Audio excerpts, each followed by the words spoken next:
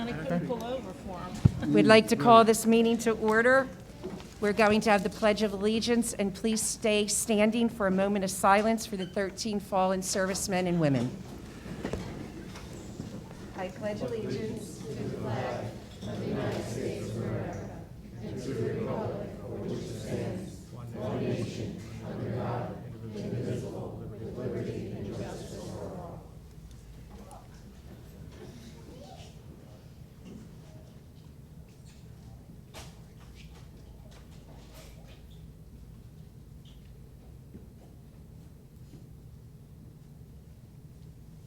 Thank you.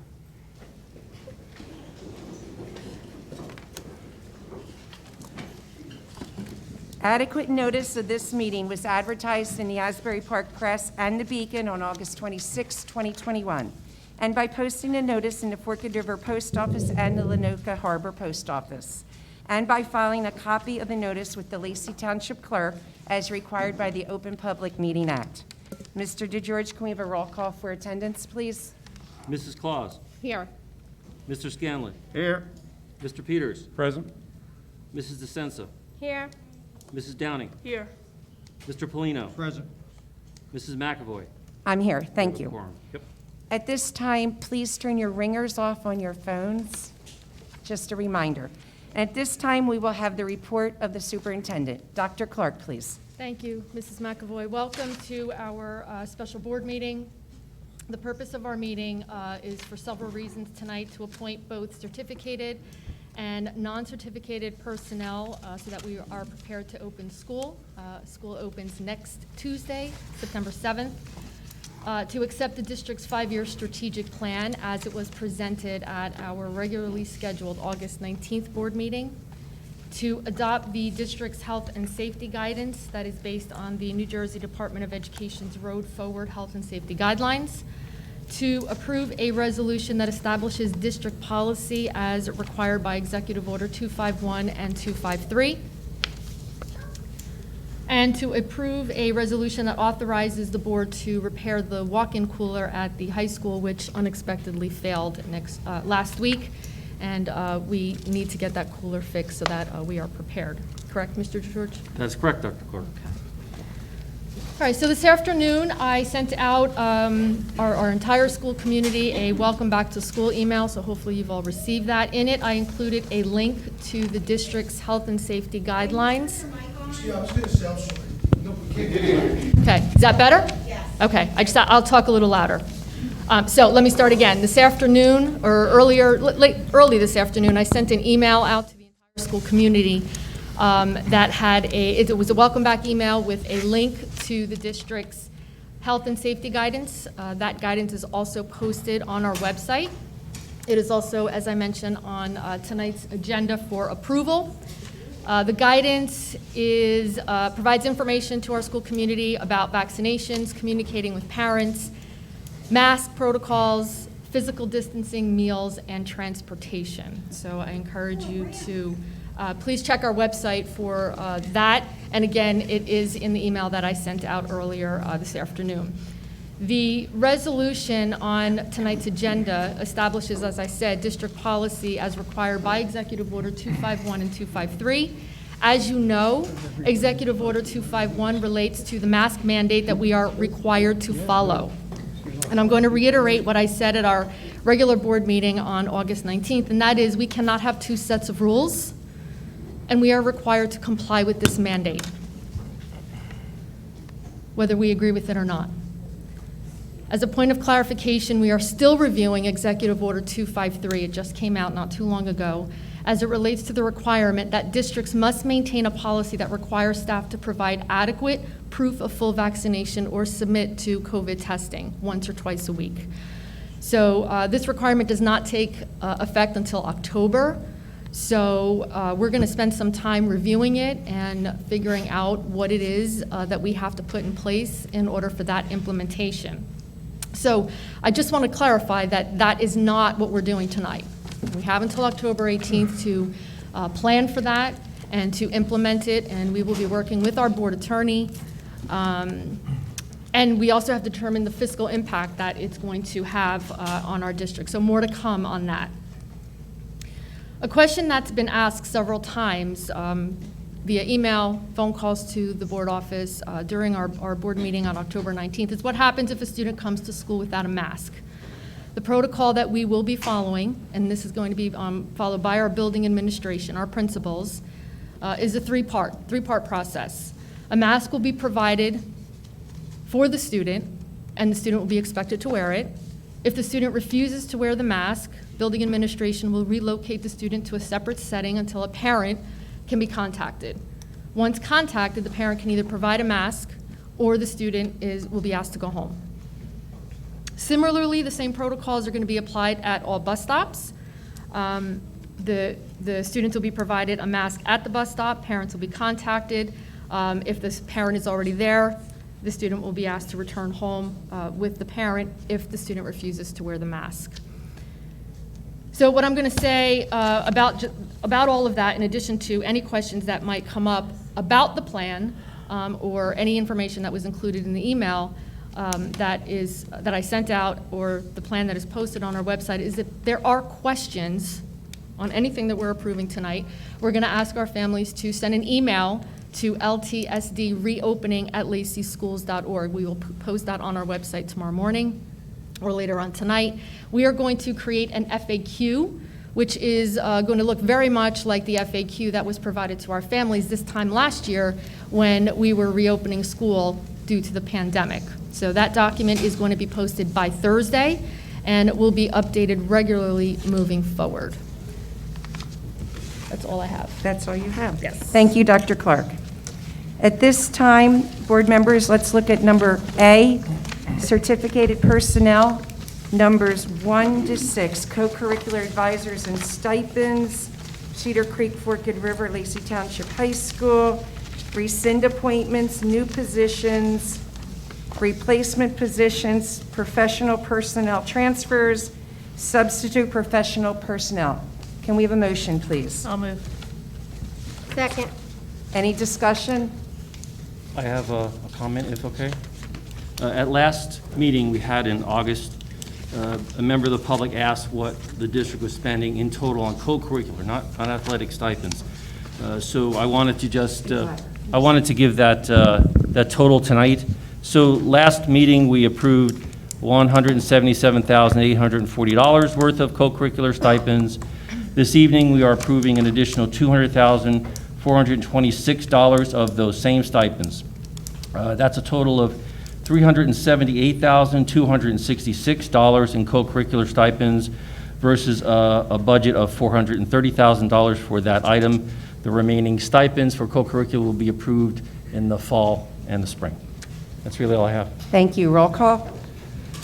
Mrs. Claus. Yes. Mr. Scanlon. Yes. Mr. Peters. Yes. Mrs. DeSenza. Yes. Mrs. Downing. Yes. Mr. Polino. Yes. Mrs. McAvoy. Yes.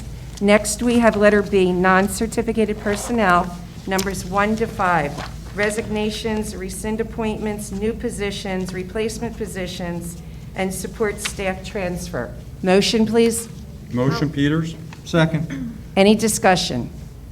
Roll call? Mrs. Claus. Yes. Mr. Scanlon. Yes. Mr. Peters. Yes. Mrs. DeSenza. Yes. Mrs. Downing. Yes.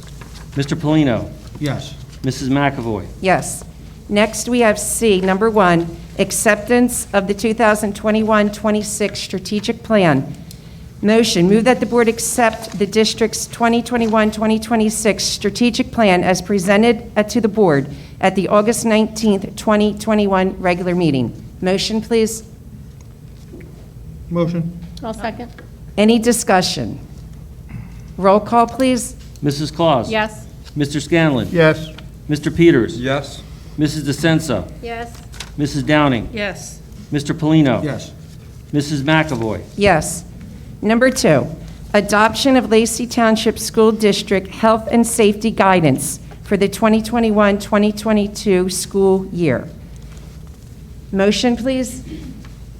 I'll move it. I'll second. Any discussion? Roll call, please. Mrs. Claus. Yes. Mr. Scanlon. Yes. Mr. Peters. No. Mrs. DeSenza. Yes. Mrs. Downing. Yes. Mr. Polino. Yes. Mrs. McAvoy. Yes. Number 3, resolution implementing a policy pursuant to Executive Order 251 and 253. Motion, please. I have discussion? Yes, after motion and a Oh, second. sorry. I'll motion. Thank you. Second? I'll second that motion. Okay, any discussion? Mrs. Claus? Yes. So I just wanted to say that I'm proud that we added a no tolerance policy of any harassment, bullying, or retaliation against anyone in relation to their medical decisions and mask wearing. I do not believe it's the staff's job to influence or discuss any medical decisions, especially with minors. I also agree with Executive Order 253, where it states students can be exempt from mask wearing with the written documentation from a medical professional. I am struggling with this resolution solely on the fact that Governor Murphy added the parental exemptions are not accepted. Like I mentioned at the last board meeting, it doesn't make sense to me to have a child sit in class for over 6 hours masked to only be able to go to a local store and a restaurant unmasked.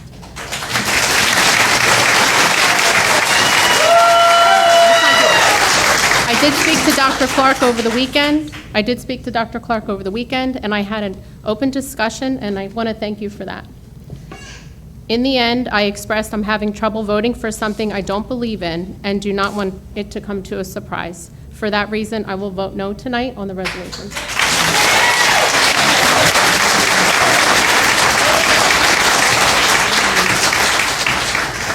Mr. Scanlon?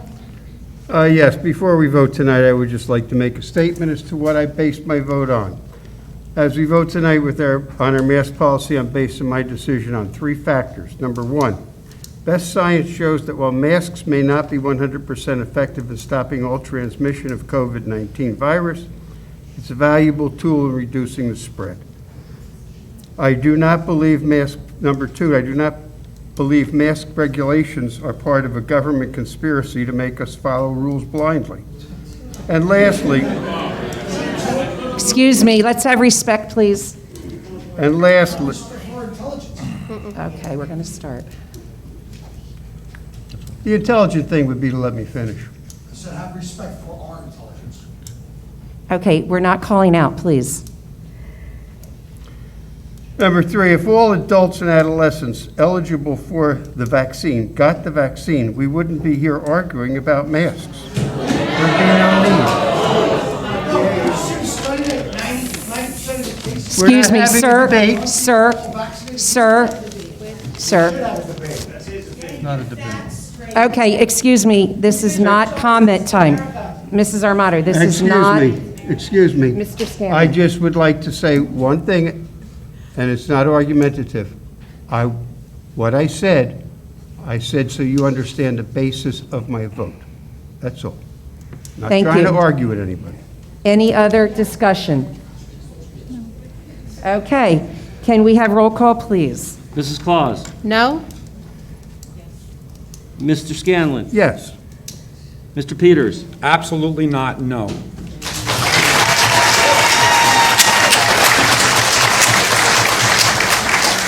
Mrs. DeSenza. Yes, and it's against my better judgment. Mrs. Downing. Mrs. Downing. Yes. Mr. Polino. Yes. Mrs. McAvoy. Yes. Number 4, receipt of quotations and award of contract, Grandchildren. replacement of condensing unit and evaporator assembly. Can we have a motion, please? Motion. Second? Second. Any discussion? Roll call? Mrs. Claus. Yes. Mr. Scanlon. Yes. Mr. Peters. Yes. Mrs. DeSenza. Yes. Mrs. Downing. Yes. Mr. Polino. Yes. Mrs. McAvoy. Yes. There are all the motions we have. Thank you. At this time, we will have public comment. Let us remind you that if it gets out of hand or disrespectful, we will end the meeting. We all need to respect each other. An audience member wishing to make a comment shall raise his or her hand and, when called upon, state their name, address or affiliation, and intention to make a statement. Comments shall be addressed to the board president. Comments shall be made on one issue at a time. Comments shall be limited to 5 minutes. No audience member will be recognized twice until all who wish to comment have been recognized. Again, as Dr. Clark said, this is not a question period. If you do ask a question, it will be written down by Dr. Clark, and it will be answered on the website in an FAQ. This is public comment. Please raise your hand, please.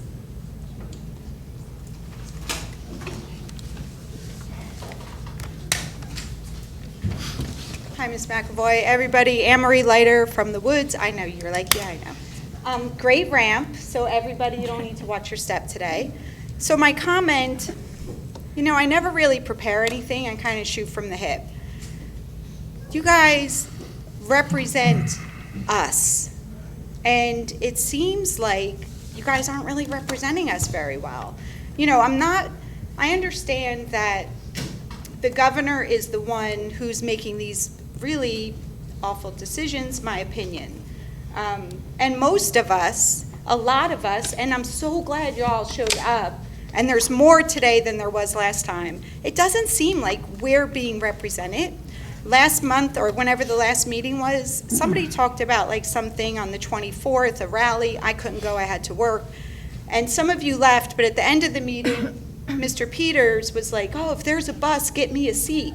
How about you guys represent us? Since your hands are tied by the governor, why don't you guys pay for a bus, use our tax money, get a bus, and stand with us against this craziness? Not everybody wants to wear a mask. Not everybody believes that it is what it is.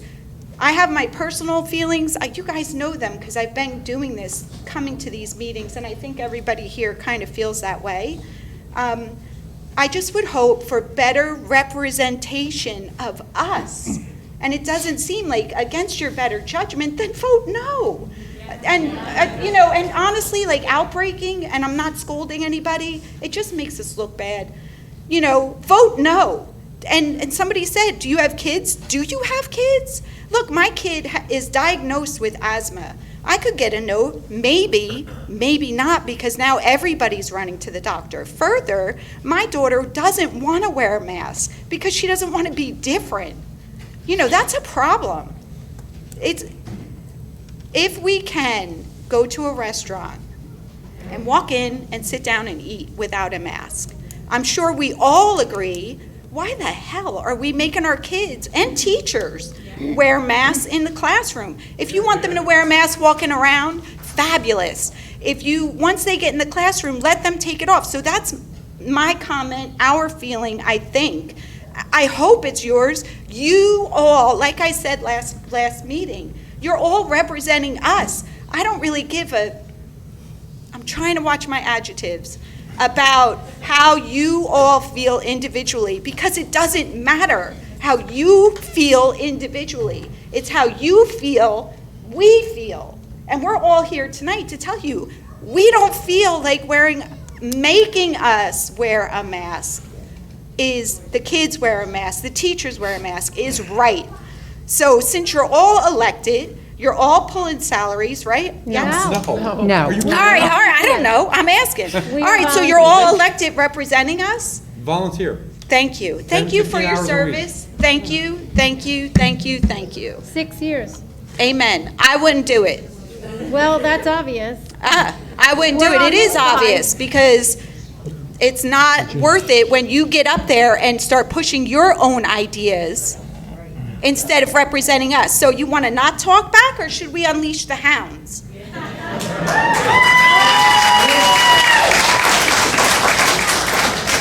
Don't let my Italian get up, Regina. I'm going to tell you, I've been trying very hard to be respectful for the past year and a half through all of this and come up with some compromise, some solutions, some ideas. Don't talk back if you don't want us to talk back. Thank you. That's all. And represent us. Please represent. Take us to Trenton. Show us that you're with us. Let's go arm in arm and represent us. Thank you. Thank you. Sal, go ahead. Sal. Yes.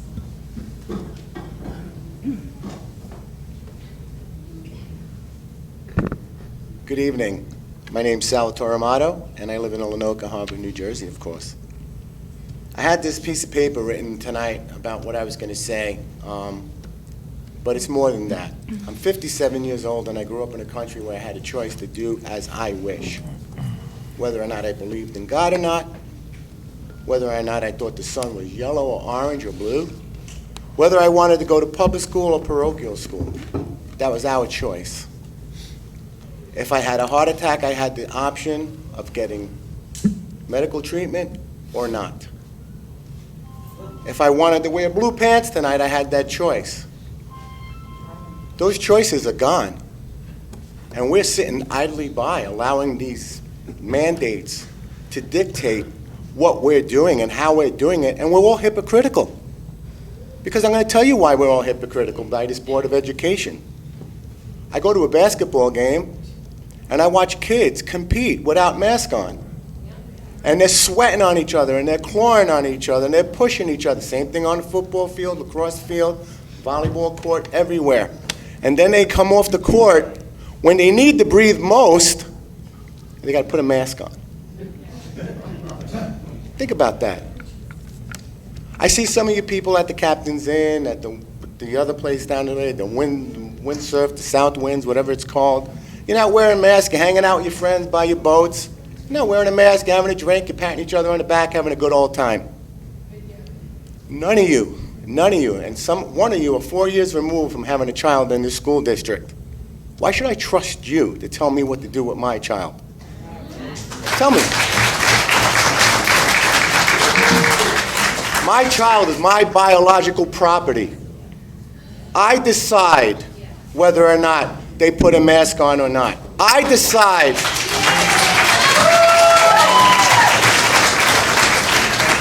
If you want to wear a mask, this country says it's okay. Once upon a time, if you didn't want a mask, the country said it's okay. Now we're told what's not okay. Now we're told the vaccine. And if you're not vaccinated, now you're going to segregate our kids. Oh, good, you're putting in a bullying act. But nonetheless, everybody knows who's vaccinated and who's not vaccinated. Therefore, we now have segregation. I'm sorry, I'm running for school board. And Regina, I like you very much. But I would never make a vote like that against my better judgment. Hell no. It's either yes or no. That's your job. That's why you were elected. We here, the people of Lacey Township, love this town. And we respect each and every one of you for the job that you guys have to do. And I know it's a thankless job, and I'm still running.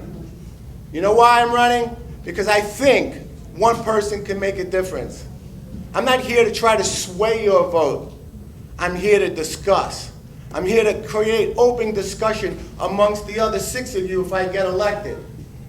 That's what I'm here for. But I think, and I know some of you very well, that you have the courage to tell the governor, it's all right, you want other people to wear masks, that's fine. Here in Lacey, we won't. We'll give them a choice. That's what I'm asking you to do tonight. I'm asking you to reconsider and give us a choice. Give us a choice on whether or not we want to wear a mask or don't want to wear a mask. Thank you. Thank you, Mr. Meyer.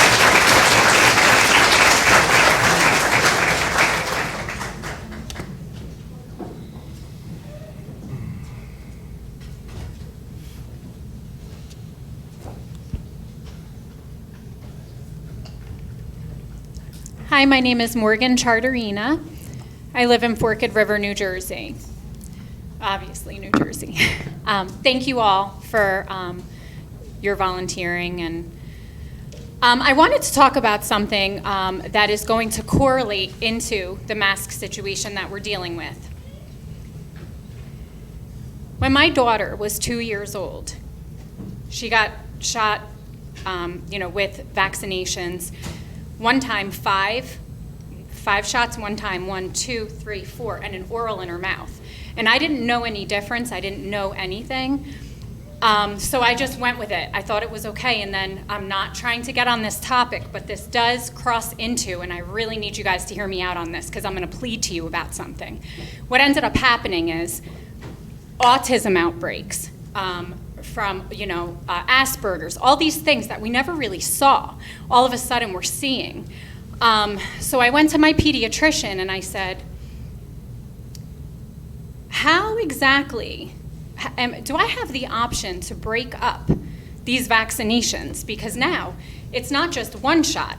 You're legit giving your kid 9 at a time because you got the measles, mumps, rubella, DTaP, has diphtheria, tetanus, pertussis, all in one, plus the oral. Long story short, I was told to call Merck. Or I was actually, they didn't tell, they said you have to find the company that makes this and ask them to break it up. So I did. I called Merck personally, myself, when my daughter was 2 years old. And I said, I am willing to pay whatever it is I have to pay to break up these vaccinations that have all of these in them at the same time, because I felt like it was becoming a health risk for my child. They told me no, they wouldn't do it. I would have to find another company. Now here's where I want you guys to hear me. I said, no problem, what other company?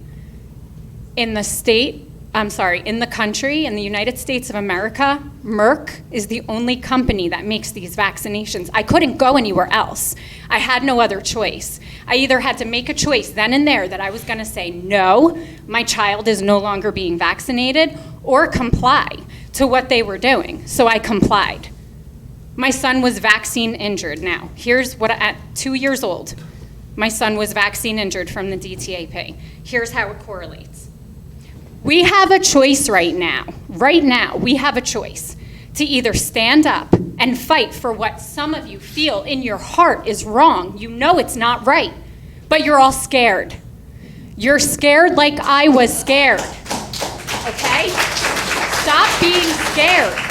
Now is the time where we rise up and we come in numbers.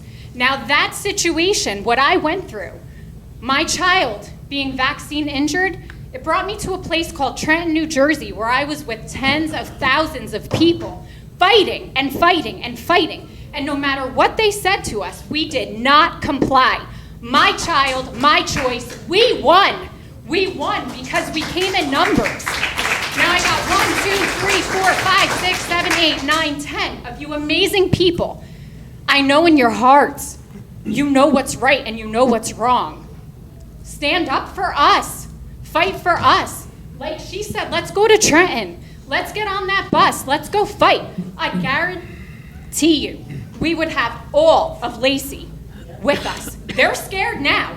And right now, we're the lonely ones doing it. I ain't scared, man. I'm ready to ride. Let's go.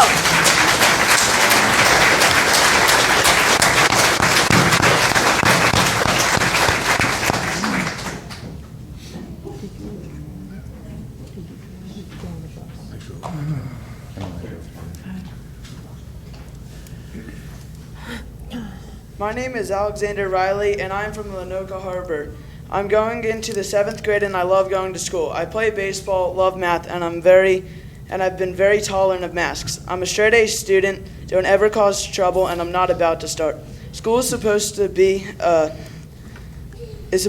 fun learning experience to remember for the rest of your life. My parents would always say, wait until you're out of school and you have to work for a living. Then you'll see how easy it was, and you'll wish you were back in school hanging out with your friends and nothing to worry about.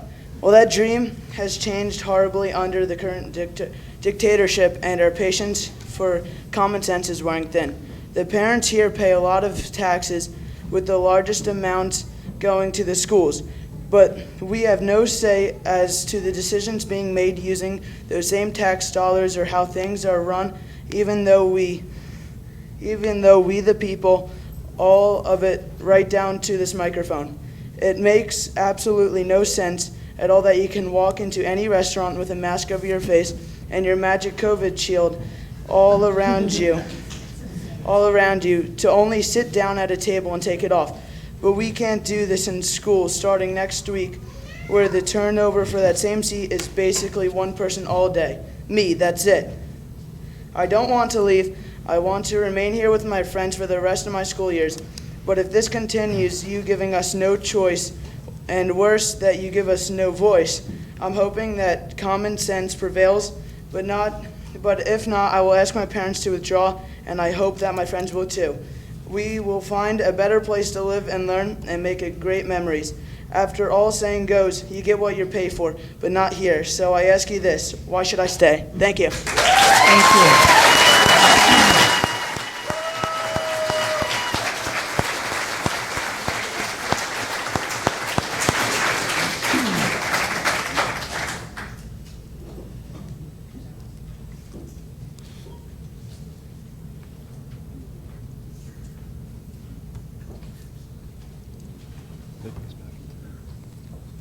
Sir, she can go first, and then you'll just go next. Okay, just wait right there if you want. Thank you. Good evening. My name is Dr. Barbara Schneider.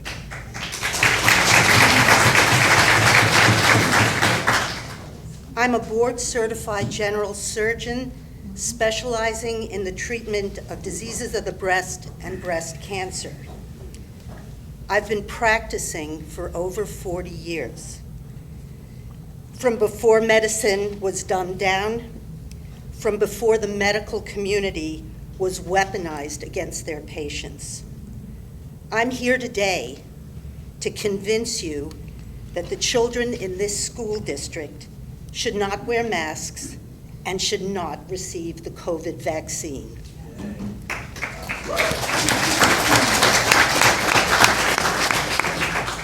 There are 75 million children in the United States 18 and under. Only 346 children have died from COVID. This is 4/100,000th of 1%. Every one of those children had severe underlying illnesses. Not one healthy child died or got seriously ill. However, children under 18 who received the COVID vaccine have suffered severe life-threatening complications, especially myocarditis, which is sometimes irreversible, unexplained infections, hematologic abnormalities, and death. Children under 18 and under are virtually immune to COVID.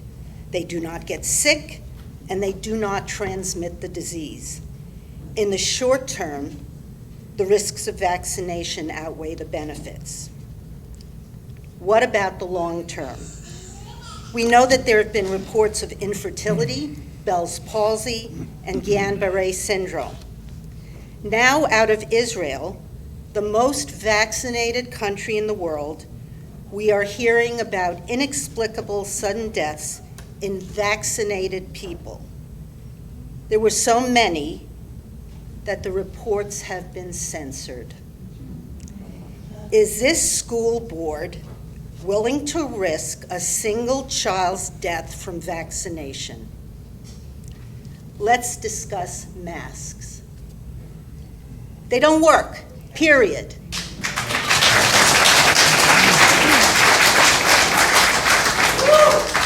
Every contractor who does demolition, and I'll bet there are a few of you here, wears an N95 mask on the job. He or she has concrete on his face at the end of the day. The COVID virus is one of the smallest viruses out there, much smaller than concrete dust. It can pass through that mask. The detrimental effects of masks on children, again, outweigh the non-existent benefits. Our children have been psychologically and socially decimated by the masks and lockdowns. We have seen suicides in 11-year-olds. Little children have increased CO2 levels from mask wearing and are rebreathing pathogens that they have coughed or snotted into their masks. Wearing masks has suppressed their immune systems, making them more susceptible to diseases other than COVID. You might argue with me that all the doctors on the news and in high places recommend masks, social distancing, and perhaps another lockdown. My response? They are dead wrong.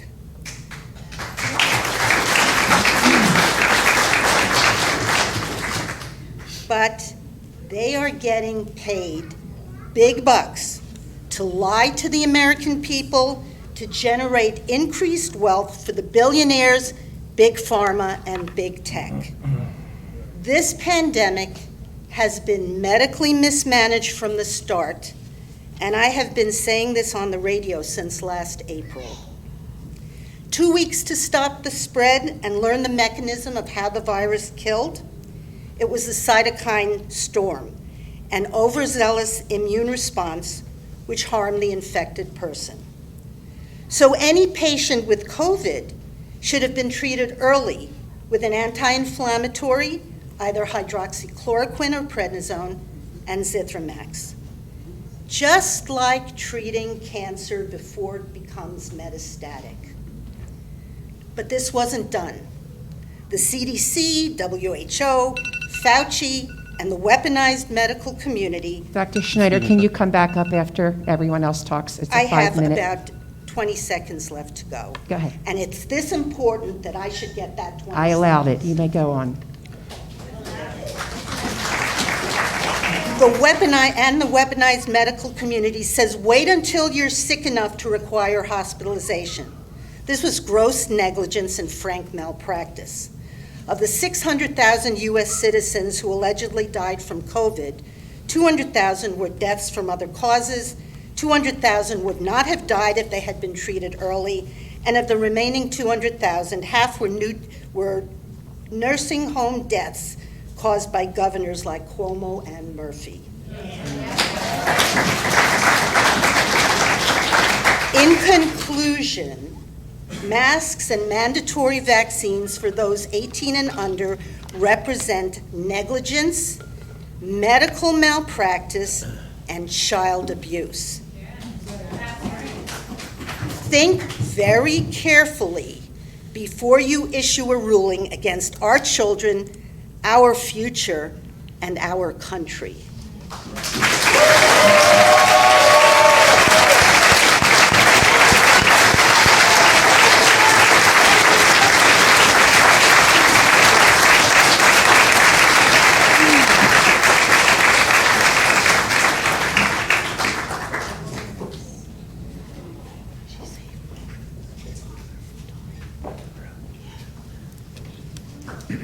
Good evening. Can you hear me? My name is Richard A. Bidnick.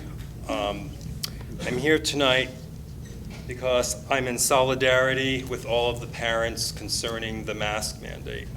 I'm not going to be nice like some other people. I'm going to be very frank and honest and passionate, as I always am. Some people may take personally what I'm going to say, but it needs to be said. The truth hurts sometimes. I am here tonight in solidarity with all of the parents who are justly angry and upset with the new mask mandate made by the Fuhrer, our governor. Each parent has every right to be upset and distrustful of everything coming out of this administration in Trenton.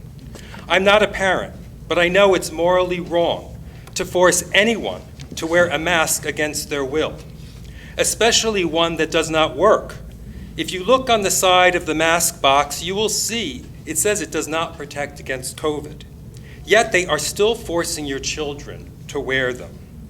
Masking children has made them both emotionally and mentally cripples, making them afraid of breathing the very air which they need to live. Being afraid of other human beings because of a virus which has a 99.6% survival rate and a 99.9% survival rate if you are a child. Children are least at risk. This is plain insanity. This board can do the right thing, for once, but their track record is so poor that I have very little faith that they will ever will. They lack courage. You heard it here tonight. Watch who you say they. Mr. Peters. Certain members, yes, it's my speech, okay? They lack courage. A fatal flaw of any leader.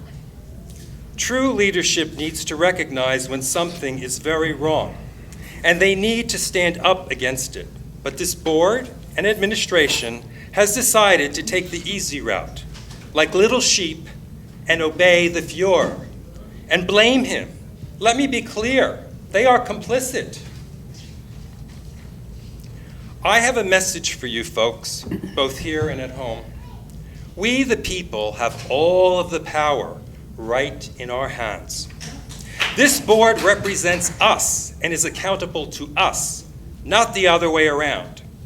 But as uncomfortable as that sounds to them, it is the utter truth. Power is something that is given and can be taken away in an instant. Just do not obey, and they become powerless, because there are many, many more of us than them. And guess what this is called? Civil disobedience. It is easy to sit back and blame someone else, the blame game. But the board all took an oath to uphold the law and the Constitution.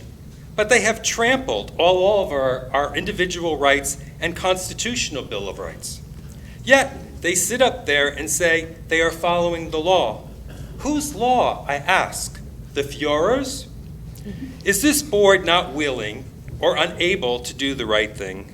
They should all resign immediately, because they seem not to care about the people that they represent, least of all the children. The mandate, I may add, is not a law. Only the legislature has the power to create laws. Yet they all obey it, knowing how very wrong this all is. All of this reminds me of the 1930s and Nazi Germany scenario happening here in our own country. Just because people in power were complicit, one of the greatest nightmares in history ensued. I presume the board will not resign, because this board has never done the right thing in my view. So I say this to the parents. File ethics charges against this board for making your children emotional and mental cripples. You can go to www.nj.gov/education/ethics/, and you can file your ethics complaint against them. Enough is enough already. Start representing the people who elected you. This board is not only incompetent, inept, and fiscally irresponsible, they are weak and pathetic. Right now, we are clamoring for strength and true leadership. But where is it? The reason why this all continues is because the board and administration are totally complicit in this game of roulette. History will judge you for your actions, and it will not judge you very well. Therefore, it's important for this board to know that they do not have the confidence of the public. Parents, my warning to you is this: do the right thing. It's your child, not theirs. And this is our schools and not theirs. Maybe all of the parents and children should just boycott the schools. But don't allow them to make your children into mental and emotional cripples. Once the damage is done, it's done, and then it's too late. This nightmare is never going to go away if we, the people, do not stand and take a stand. Thank you very much.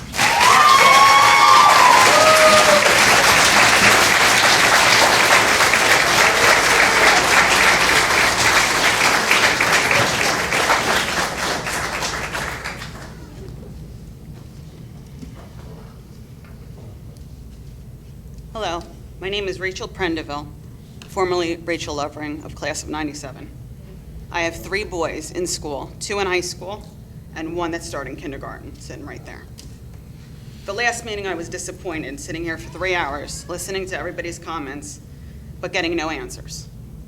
I think the frustration on my part was when somebody had asked a question and they answered, teachers have the right to tell the students about a vaccine. My question to the board would be, where in the curriculum is this placed? Teachers who are going to be talking about the vaccine, are they going to be the health teachers? And is it going to be implemented in the physical education program? And since the vaccine is only for children 16 years and older, I want to know if this is going to go through all the schools or if it's going to just be in the high school. Let me be clear. We've been forced to hear about this vaccine daily for about 17 months now. At first, it was, let's get 70% of New Jersey vaccinated, and then we will go maskless, and we will get back to normal. Now, at the end of the summer, it is back to everyone needs to wear masks, along with the emergency order and the mask mandates. State documentations are the only, doctor documentations are the only exceptions, IEP, medical IEP exceptions, and physical ed or activities and hot weather are the only exceptions on this. My sons will not be wearing masks in September. They all have asthma. I will provide a doctor's note to the principals. We know our children weren't being vaccinated at the start of this. We know all the staff would get vaccinated, or most of them. Any smart person could see this coming. COVID is here to stay, just like the flu and pneumonia, and any other disease that's out there. There are ways to protect yourself and your family. Go get a checkup, go see the doctor, go make sure you don't have any underlying conditions, and make sure you and your family are safe. I read the email that came out today, and I'm disappointed. I went through the mask mandates, and I seen where it's all 251. The order 251 is in there. And under the second bullet point, it says masks with exhalation valves and vents, and those loosely worn with fabrics, and ones do not fit properly are not recommended. I am a rescue diver. This is my hazmat rescue diver mask. This is my valve. At the beginning of COVID, I bought my sons N95 masks. They have valves. These are the only masks that may protect you, may or may not protect you from any kind of disease. This mask is a definite. This mask is not, definitely not this mask. Thank you for your time. Thank you.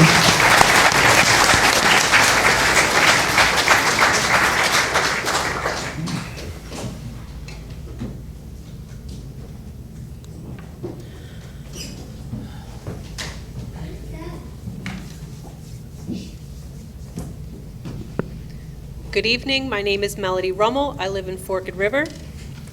My comment is regarding the email that came out from Dr. Clark today. And I'll quote, if anyone hasn't read it, towards the bottom. It says, additionally, your principal will closely monitor the heat each day, especially in September and October, and will communicate with the district office on days where indoor conditions will warrant the optional use of masks. If the temperature can dictate that COVID is not a threat,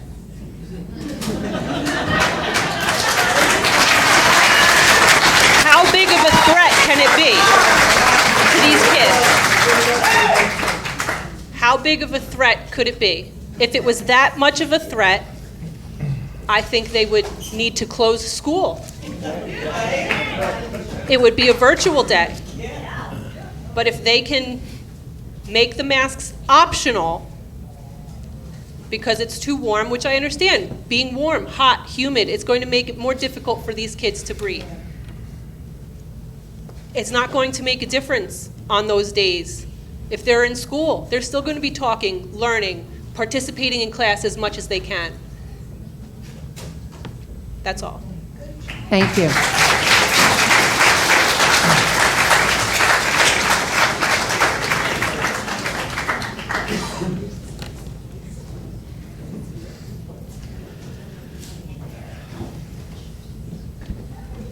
Hi, my name is John Amoroso. I live in Lenoka Harbor. I want to thank everybody for coming and speaking, especially the doctor that was down here. I have some questions. I'm not going to sit here and tell you you're doing a bad job, what kind of job you're doing. I have questions. The superintendent said in the beginning of the meeting that these guidelines that you guys are following are created by science. I want to know what science, because you got doctors that have practiced 40 years to tell you it's. Sorry about my language, I'm very mad. Okay? there's thousands of doctors out there that say these mandates aren't. The only ones that are saying that this is what's good are the people who are getting paid. Plain and simple. And I'll tell you what, every single one of you, I thank you. Skip, I thank you for voting the way you did. Every single one of you are not getting paid, okay? Which is good. Not good, but I want to know what your decisions are based off of. That's it. You want to quote science? We can quote science. Why is it the only science we're listening to are from the people that are getting paid? Yeah. Plain and simple. That's all I want to know. I'm very aggravated. Why? Can anybody answer this question? No, this is public comment. It was announced that it will be public comment. Yes. So nobody can respond? Not at this time, no. Okay. In your board comments, they can. Okay. Yeah. But that's my thing right now, is the fact that we are following people that are getting paid from these pharmaceuticals, from everywhere else. How the hell do you think they're going to respond? That it's no good, so they don't make money? Are you kidding me? Everybody that's not making money off of this is saying what needs to be said. And really, that's all I have to say. I mean, I just don't get the logic. I mean, I understand it might be a mandate that you have to wear a mask, but you're sitting here right now, you're a couple of people. Why are you guys wearing a mask? You guys are going to go to dinner after this and sit around a table and take those freaking masks off. This is what don't make sense to us. This is what everybody doesn't understand. You guys all look at the same time, we see it. It's a joke. It really is a joke. I was never a straight A student, but I'm not that stupid. It just doesn't make sense. And you guys are supposed to be educated enough. I just don't get it. I really don't get it, and that's where the confusion is. And that's my part. And I have one question. I know you can't answer it, but maybe you can. Is there any virtual option that's being offered? Yeah. Oh, there is. It's in the plan. It's in the plan. If you don't want a mask and you don't want to get vaccinated, is there a virtual option? The plan is on the website. I didn't get the email, so I'm sorry. Okay. There's not a question and answer period. Everything is on the website. All right. So that's really all I want to say. I want to know why is the science being followed by the people that are being paid, but the thousands of doctors that have way more experience are not being heard. Or, oh, that's rubbish. It's only rubbish when they're not getting paid. That's all. That's really all I have to say.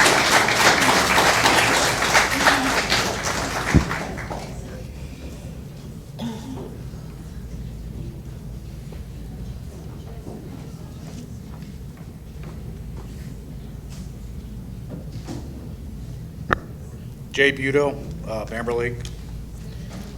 So, the one thing that's got me really frustrated here today is the fact that you're not answering any questions. We're here to have an open discussion about what's going on with our kids, and the fact that we can't get answers on anything until we email them. Let me tell you about the emails. I sent you all emails about the protest the other day. I didn't get one response. I shouldn't have to go on a website to look at your answers. We should be able to have an open dialogue here today. Unfortunately, it's public comment. It's not question and answer. Well, if we ask a question, Dr. you should Clark be able to will- answer it. You Dr. know why? Clark will get back Because to you. Tom's River Board of Education does that, and so does all the other Board of No, Education. they do not. I've watched so many They were board open meetings. till 11 o'clock the other day. I watched plenty of board meetings. I'm not going to debate with you, and public comment attorney- was public comment. Their attorney did answer the questions. They answered a lot of questions.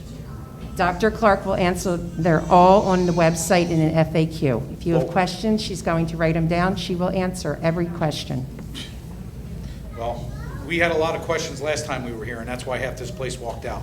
Because nothing was addressed right, and you guys brought up stuff after the fact. So here we are again, not getting answers, and don't know what's going on, and we're gonna leave here with less information than we came here with. I just think it's wrong. I think we should have some kind of open dialogue with some certain points here. Maybe not all of it, but some of it. Hear, hear.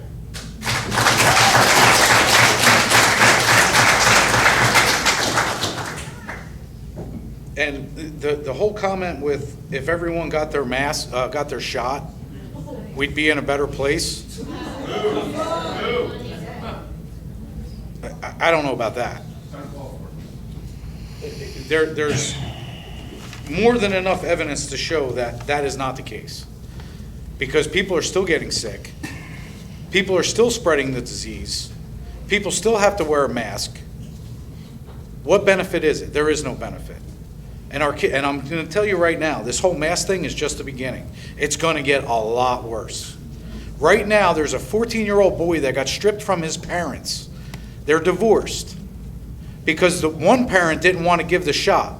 The other one does. The court decided to strip that kid from both their parents. If you think this is not going to get worse and things aren't going to get bad, you got another thing coming. Because when they're going to start mandating your driver's license and everything else, you're going to lose it all because you don't want to get a shot. We still have medical freedom in this country. And if we don't start standing up now to what is going on right now, it's going to keep getting worse.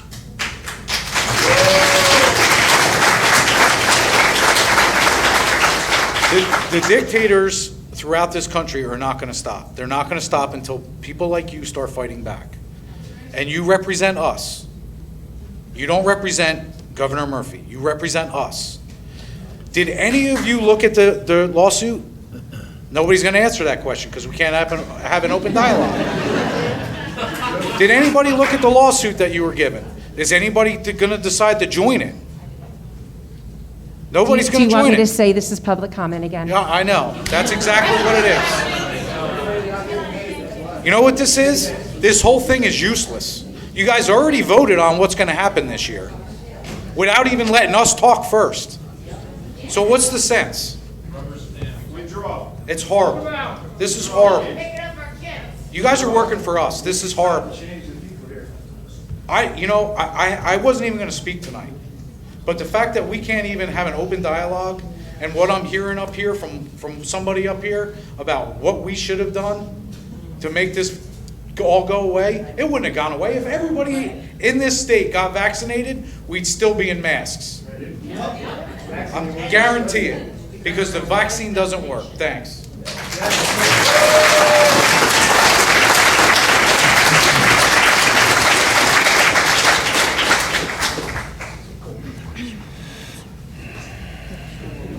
Mm-hmm.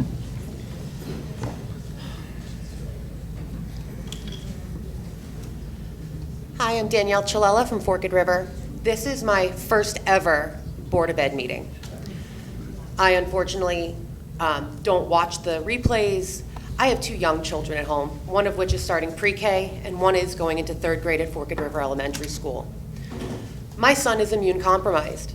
At 3 years old, he contracted the adenovirus, which, if you don't know, can give you or me the flu, but it sent my son, who has been asthmatic since age 2, into respiratory failure and collapsed one of his lungs. I had to force him to wear a mask when I put him back on the hybrid schedule this past spring because I luckily was able to work from home for my job with Blue Cross and Blue Shield since last March. I, unfortunately, am going to be having to return to office, so I have to figure out now a daycare plan and putting my son in school full-time. I don't have the virtual option to keep him home anymore. My son struggled with the mask. Having your 8-year-old come home and tell me he can't breathe is the most heart-wrenching thing you could ever hear. I was, again, not planning on speaking tonight, but I had to say something. These children are feeling isolated. It is messing with their mental health, and I don't want to hear anything about, oh, crap about mental health. Mental health is something very real. For not just adults, it is for children too. So I just want you to think, like I said, I know you voted, I agree. You're walking into a restaurant, you wear the mask, you sit down, you take it off. The kids gotta walk into the school and then sit in their classrooms where it's not a turnover, like a restaurant is. They're sitting in their seat, and I know the classrooms are always adequately spaced and they're set up because that's what the teachers are told to do, and the teachers are trying their best, and we do not give the teachers enough credit for everything they had to do this past year. Every virtual lesson, every in-person lesson and then having to do it again virtually and alternate on and off. You have teachers that are not tech savvy. Every time I had to talk to my son's teacher last year, I would thank her beyond belief because she struggled and all these technology issues, they were thrown for a loop just like everyone. You know, the Spanish flu lasted, 2-3 years? This is not going away. You know, the flu, it changes, and every year, if you get a flu shot, you still could get the flu. I will honestly come up here and tell you, I have been vaccinated because I am also a severe asthmatic. But I was vaccinated back in February, and I got the Johnson & Johnson shot. I can show you my COVID card. I am not afraid to show it. I hold it up like in The Fifth Element, multi-pass. You know, I'll hold it up there for you. You know, I'm not ashamed of that, but I still wear a mask when I feel it's appropriate. But I do not feel that it is appropriate for my son, who is 8 years old, to wear a mask when he struggles to breathe. And I'll go get my medical exemption if you need me to, absolutely. But you guys voted for this before letting us speak and at least hearing our opinions. And again, I know it's not a question and answer, and I'm happy that you're listening to us because you are elected officials. You're not getting paid. Thank you all for your service to do that. You know, but that beside the point. You know, vaccinations are now being eligible to 12 years old now? But I personally don't want to give that to my son because of everything he's been through, just for the risk. But that's, again, my medical freedom and personal choice for my child. And just like everyone else is saying, it is your job as an elected official to advocate for our children. You know, I don't want to hear him come home and say, "Mommy, I can't breathe." It just hurts my heart too much. Thank you.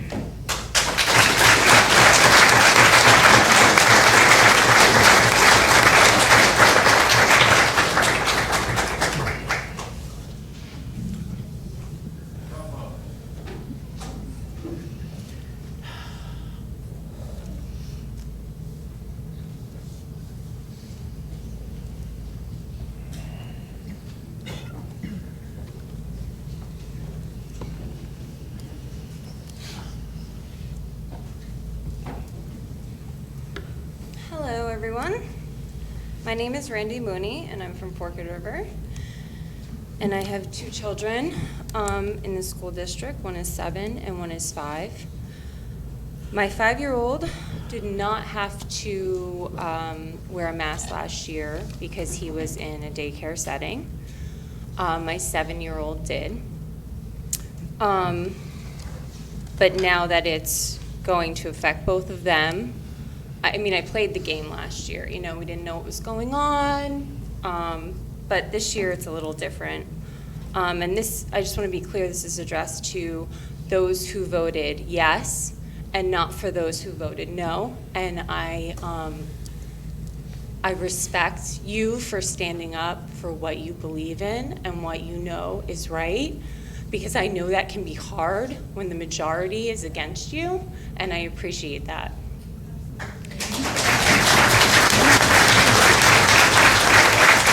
And I just want to be clear, because I think that there's a stigma that we're facing, and it's we're anti-mask, anti-vax people who are killing everyone, and that's not the case. I think a lot of people who are anti-vax had their children either die or are severely harmed by the vaccinations. So that is why they feel so deeply about this. The fact that you have to have a choice, that you can have a choice and not be mandated to do something. And I remember watching Murphy looking at some of the protesters who are anti-mask people and saying that we're killing people. I won't even go into what he did, but I will mention his party that he just went to that had no masks, and he's taking photo ops.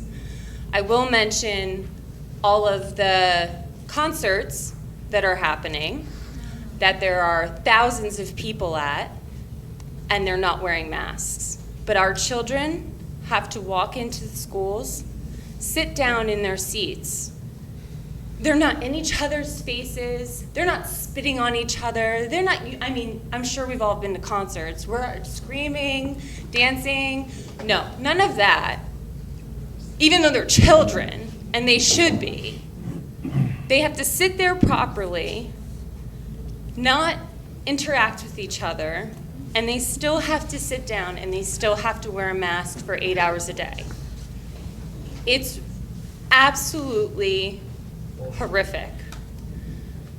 My child, one of my children, the one who had to wear a mask last year, he is super outgoing, talks to everyone, is super happy, like he's so smart.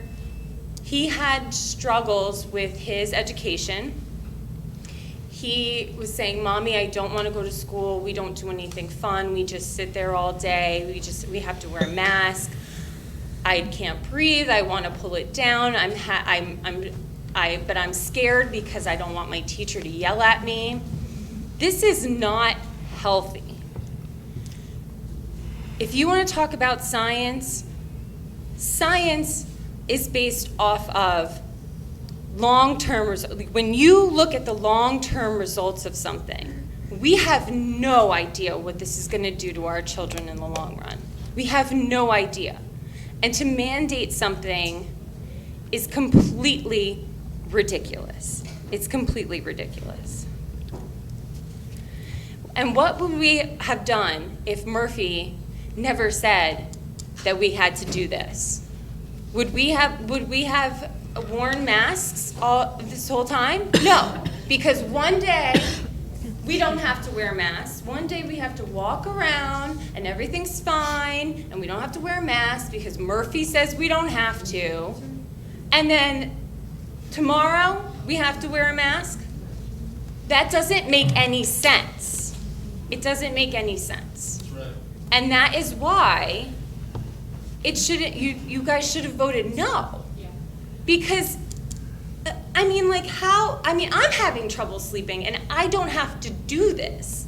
Like, I don't have to vote for this. And I'm sorry, I'm getting I'm shaking. I just want to my last comment, and I know I'm out of time, but my son, like I said, was super outgoing everything. I know a lot of people say if you don't want to have your children wear masks, then have them stay home, have them do the hybrid, do them homeschool, whatever. My child was having nervous breakdowns where he was having Tourette's, freaking out because he doesn't want mommy to teach him. He needs his teachers. His teachers are wonderful, and I thank every single teacher because they were the only reason why we got through this. It's not okay to do this to our children. You guys really need to reevaluate, and you really need to take a step back and understand that this is not okay. And I'm sorry for crying, but as a mother, my sole goal in life is to not mess up my children, and this is messing up our children.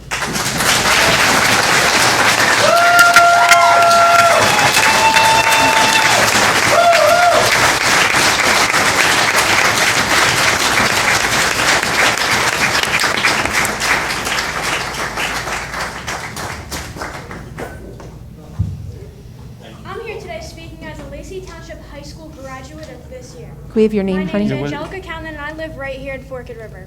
I agree with some of these other parents out here who are sitting here and saying how, their children are crying at home because of these masks, because they want their teachers to teach them, because they can't talk to their friends.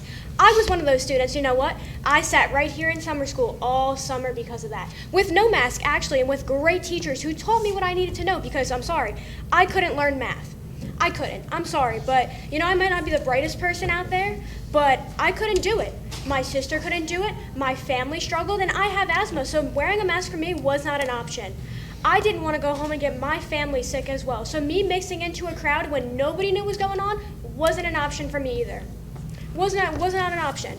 So the whole thing with school coming back this year and the whole emails that are being sent out, the mask this and mask that, I'll come to school with a mask, no problem, if that's what you choose to believe. But when I go home and I can't breathe and I get sick again, and God forbid I got COVID all over again because the person next to me or the person behind me turned around and got sick and decided not to tell anybody and stayed home that day, or because the kids around me are like making fun of me because I got that doctor's note that says I don't have to wear a mask, or whatever the case is, just isn't okay. Like, you get one shot at this high school experience. You got one shot. You don't go back. College is a whole different experience. You're on your own in life. You have one high school experience. The whole thing was ruined for me. I didn't have one enjoyable moment of my junior year of high school. I failed. And not even as a student. I failed because nobody knew what they were doing. I failed because I couldn't go in and see a tutor. I had to get taught from behind a screen because I was told that it's not okay that I have a doctor's note saying that I don't have to wear a mask. I was told that it's not right that, just because I don't, the people around me still do. You're right, it's not. Therefore, I still believe that you guys all should have voted that we don't have to wear them because you haven't been there, and you'll never be there. None of you will ever have to sit in that desk and try and understand the material that we're being taught as high schoolers and try and learn it. And, be that perfect student that, passes this curriculum that's held up to us. Common Core is never going to get easier. It's only gotten harder, and I switched over from Brick Memorial to Lacey, and it only got harder and continued, and I was pushed for that. I was pushed around from my freshman year now to my senior year because I have a hard time learning. And I'll be the first one to turn around and say that, okay, yeah, I've gotten bullied and kicked to the ground in this school. But I still got back up, and the fact that I have to now go my senior year, my last year, the year that I'm supposed to enjoy, wearing a mask is ridiculous. That's right. It's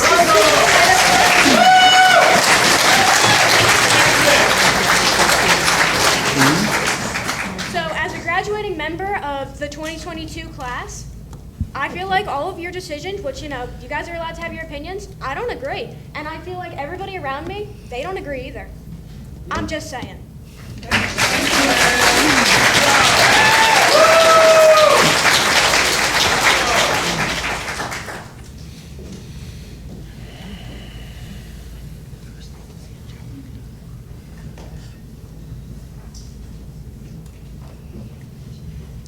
My name is Addison Mendes, and I am a member of Lacey Township High School. I'm trying to follow in the footsteps of my mom, Rihanna Mendes, up there, and we both strongly disagree with this. I feel like you've stripped me of my freshman year. You did not give us one pep rally, not one football game we could go to, nothing. We had no motivation the whole school year. You can sit there and say all you want. We care about mental health. We are there to support you. Nobody. I went home almost every day and felt terrible. I did not have one memory that was good from last year. Not one that I can recall. And I hate that. Because I like going to school. I loved going to school. I hated all of last year. Made me miserable. I have never been more depressed, more of a lower state in my life than I was last year. We had nothing. And I very much agree with what she said.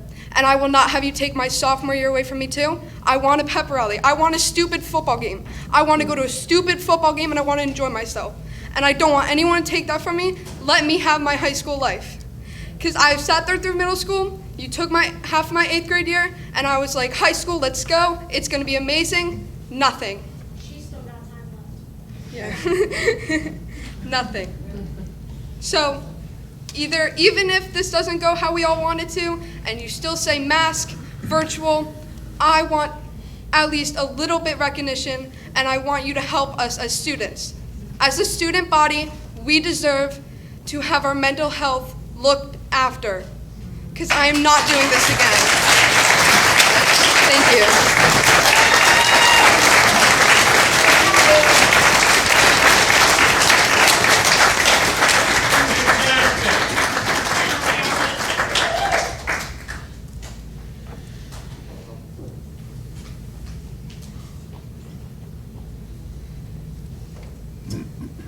Hi, my name is Lauren Murphy. I live in Lenoka Harbor. I just wanted to make a quick comment. I was here back in July when all of the wrestlers were here, and I do distinctly remember there being a back and forth, and their questions were answered from the board during the meeting. So I do have a question. I know Dr. Clark had said that they were going to have a meeting of all the superintendents after the last meeting. I'm just wondering what was said. But I guess that won't be answered. But they answered all the wrestlers' questions live that day. So those, I guess, were easy answers that they could come up with, where these are hard answers that they don't want to answer. This So is I a just wanted to special bring that meeting. out. It's not a regular board meeting.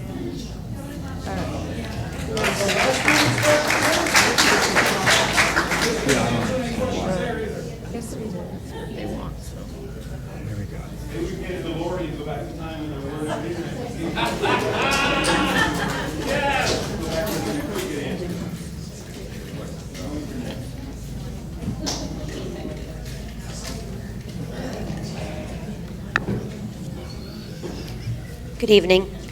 Amanda Buron, Forked River. I'd like to start off by congratulating Skip and Kim for representing us, the people of this town.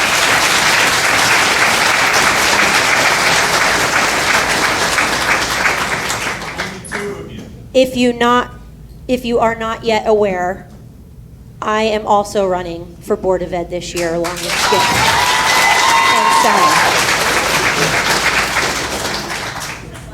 So hopefully if I get on board, I will be one of the 7 people up there voting on issues like this and representing the people and not what my personal opinion is.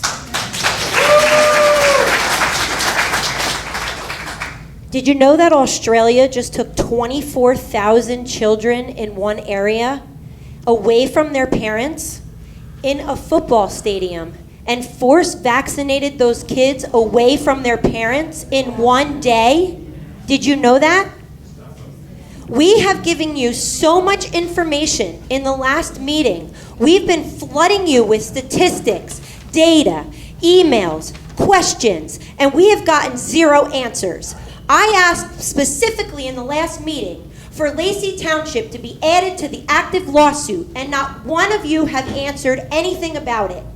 No one has called any motion for a vote, and time is running out.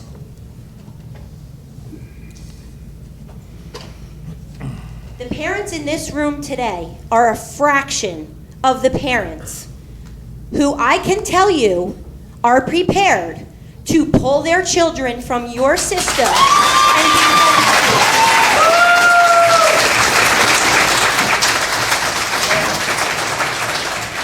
that will happen in September, and I am creating a homeschool pod, so I'll be the first one to teach these kids. I'm not a teacher, but I have a master's in engineering, and I'm pretty damn sure that I can teach some homeschooling kids with the input of their parents on what they want and what they don't want, because I know for sure what they don't want is for their children and I can't even talk, I'm so mad right now. I need to take a breath.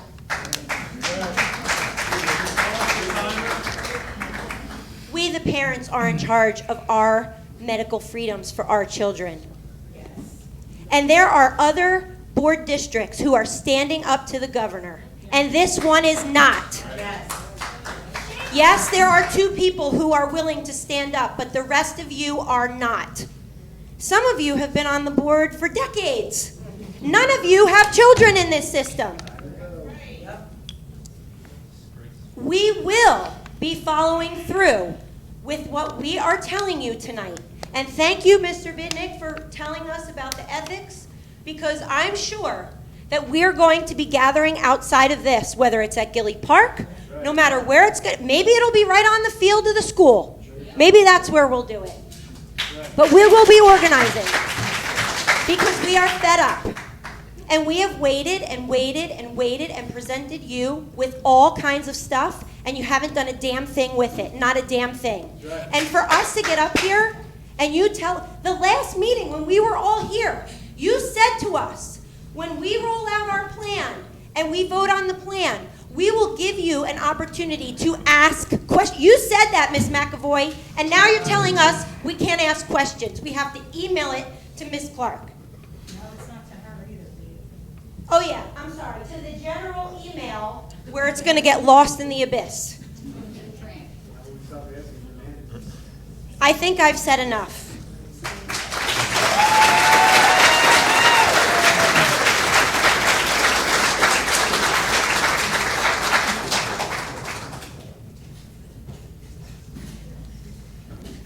Good evening. My name is Maurice Grillon. I'm a public high school and middle school educator, but today I'm coming before you as a concerned resident. But today I'm coming to you as a concerned resident of Lacey Township. I'd like to first preface my comments by sharing that I have a sincere respect and love for each one of you. I've traveled with some of you. I've taught your children. I've taught under you and alongside of you for over 2 decades. So I sincerely believe that your hearts are dedicated to serving this town. And I can really only imagine the challenges you face as elected school board members, especially in today's climate. So I certainly don't envy your responsibilities. I am here this evening to just publicly share some of my thoughts and opinions in the hopes that in the future you'll take them into consideration when it comes to making choices about students and employees of the district. So number one, I oppose mask mandates for students and district employees. I do support, however, individual and parental choice. Number two, with or without the option for weekly testing, I strongly oppose any vaccine mandate for any district employee as a condition of employment. Now, I am not anti-vax. I do support, however, individual choice, and I know that this mandate is not yours. I do know that, and that it comes from the governor.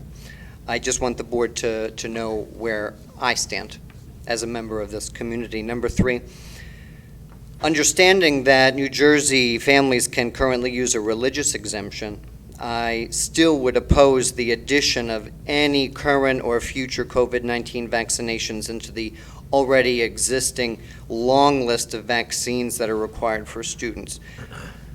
I do support, however, individual and parental choice and the safeguarding of that religious exemption. I do know that that's not something that you guys vote on, but when you're having conversations with your peers and other elected officials at higher levels at the County Board of Education, et cetera, that you would take that into consideration, that a large number of your constituents, they value that religious exemption. Number four, I support defying laws or mandates that hinder the health and well-being of our children and citizens. And I support defying laws or mandates that erode the blessings of liberty as defined in our Constitution. So, number five, lastly, if any of you did choose to defy any part of a mask mandate issued by the governor or any other entity, even in the face of being charged with disorderly conduct or any other charge, or even if the state chooses to punish students by withholding state funding, or even if you somehow lost your jobs as a result of it, you would have my unwielding support. Again, and most of you do know me personally. I share this truly from a place of genuine love and respect for all of you. And I do hope that you'll take my words in consideration. And I genuinely pray that your decisions will ultimately be pleasing to God. So thank you for your time, and God bless all of you.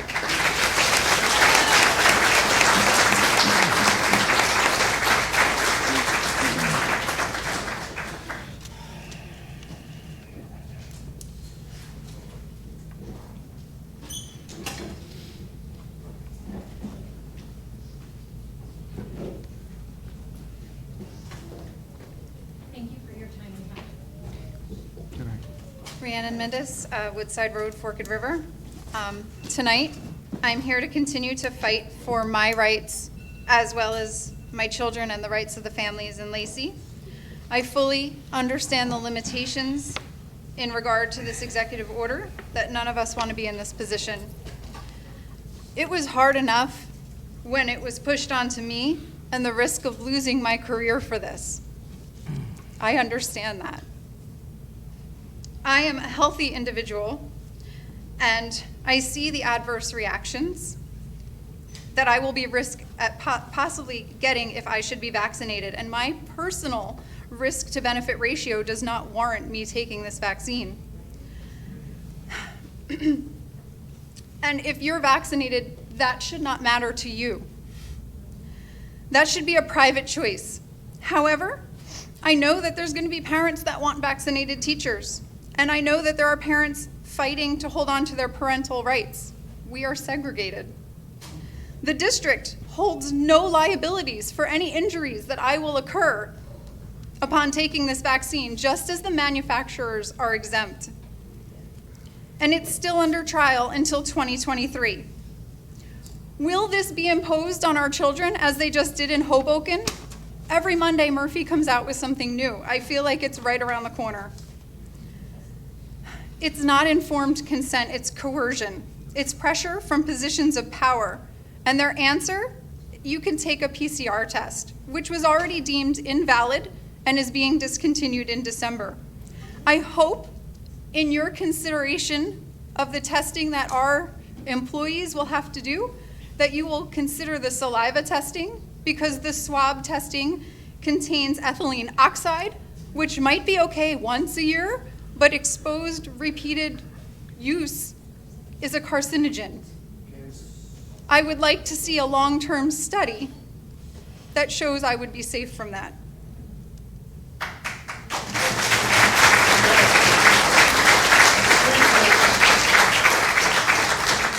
Does this district, and I know you can't answer, take on the liability of the long-term effects of masking our staff and students?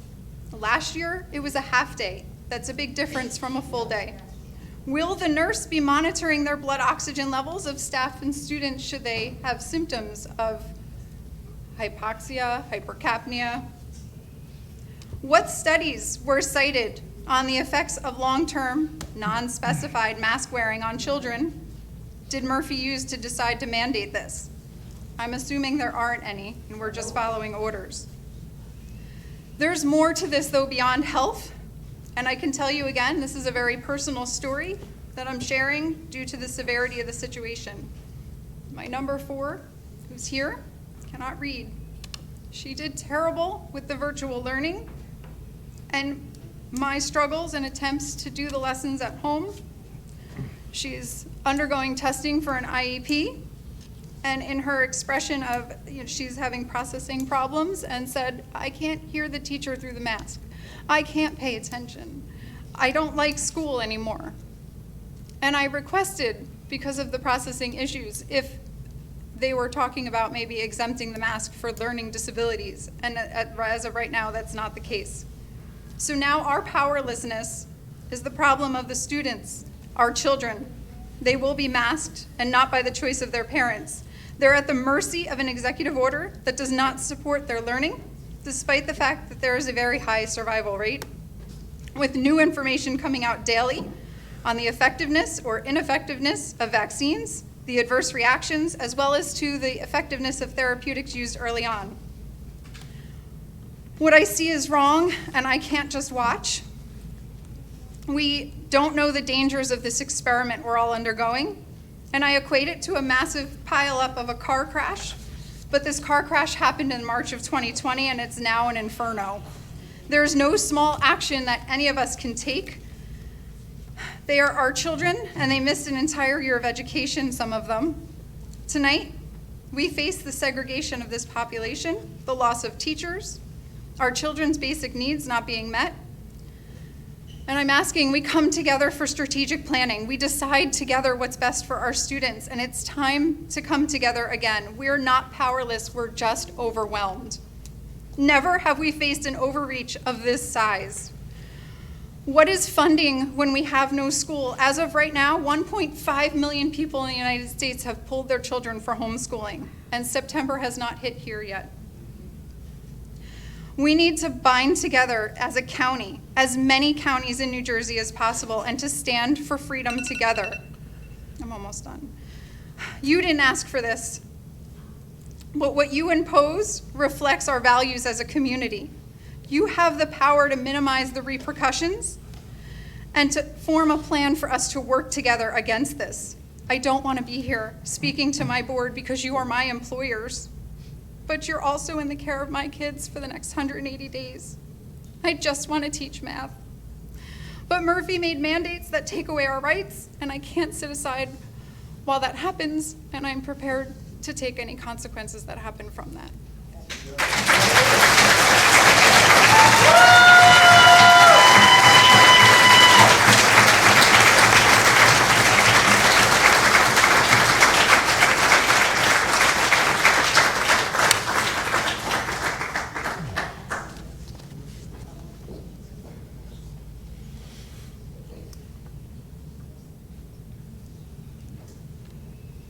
Hello, Hayden Daly of Carriageway.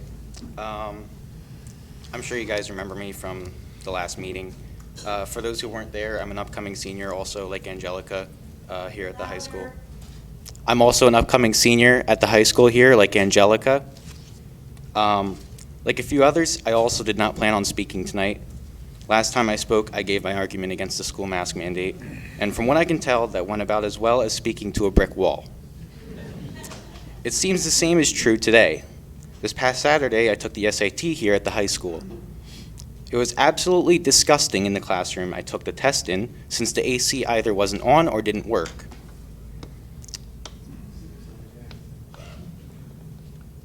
Easily 85 to 90 degrees in the classroom. I could not breathe with the mask on. Another thing I said last time, we didn't have to wear masks over this entire summer. I don't have to wear a mask at my job, which is at one of, if not the most crowded restaurants in Lacey.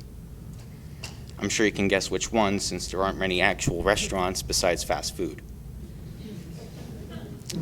And yet I have to go into school for 7 hours a day with a mask. How will lunch work? How will gym work? Does the virus magically go away when we're eating like it does at restaurants? Can we just replace the desks at school with tables so we can take our masks off when sitting down? All of this because a single man in Trenton, who is not a doctor, not an educator, and most importantly, not a parent of a child currently in the school system. Our governor is a tyrant, and he does not care the slightest about our health. Since when did the government in general care about our health?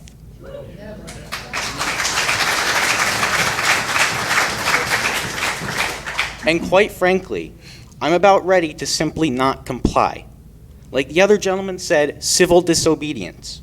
I feel like that's one of our only options left. You explained what would happen if one student doesn't wear a mask. Well, how about an entire class of students? And trust me, I know plenty of my peers who would follow me in. That's all.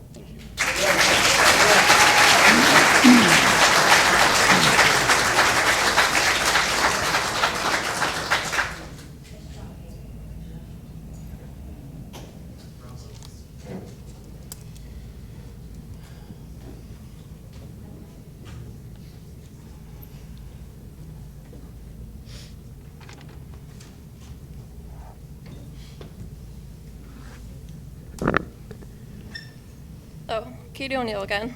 I was here at the last meeting. Again with my son Zoller, who may or may not be going to second grade Lacey schools, depending on how things pan out here. And, oh, really? Sorry. Is that better? Okay. Well, and. I'm sorry, what was your name again? Katie O'Neill. Thank you, Katie. Yes.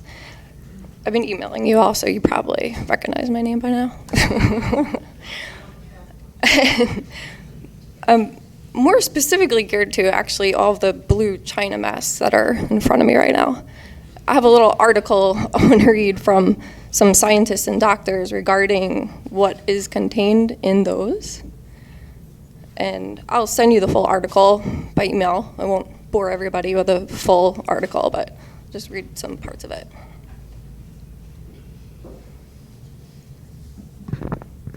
Top German scientists have found that wearing certain types of face masks for long periods of time could result in potentially hazardous chemicals and harmful microplastics being inhaled deep into human lungs. Professor Michael Brungart, director at the Hamburg Environmental Institute and co-founder of the world-renowned Cradle to Cradle environmental standard, has told Eco-Textile News that mask wearers unwittingly run the risk of breathing in carcinogens, allergens, and tiny synthetic microfibers by wearing both textile and non-woven surgical masks for long periods of time. His recent findings have been backed up by another leading industry textile chemist, Dr.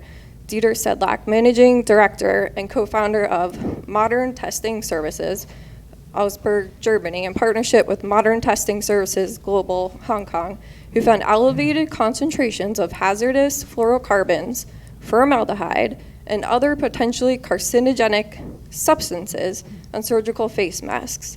I can only say 100% that I have similar concerns to Professor Brungart.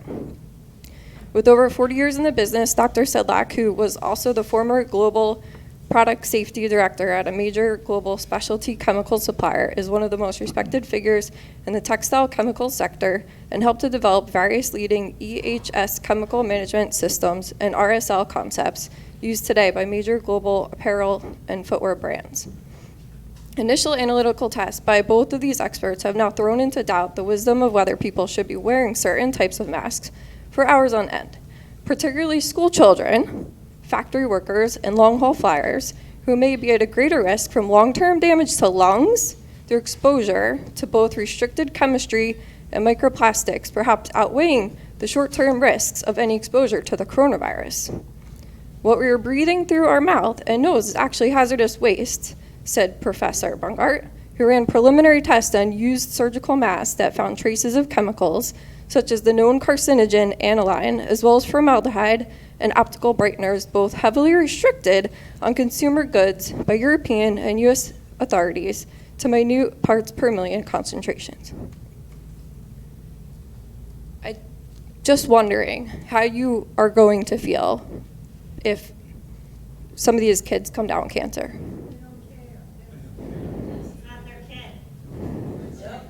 But I know you can't answer that, but maybe think about it a little bit. Thank you.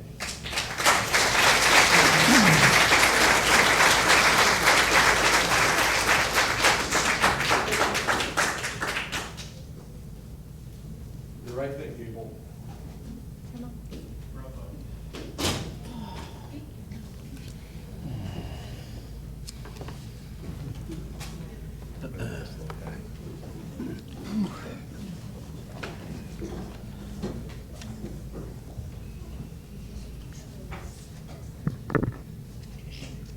My name is Rocco Dabino, and I live in Robert, Fork. can you go closer to the microphone so they Okay.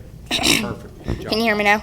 Yep. Okay, my name is Rocco Davino, and I live on Forked River, New Jersey. What are masks usually used for? Robberies. This applies to masks used for the COVID-19 virus. We are being robbed from our rights. We can't enter a building without wearing one. Same for schools.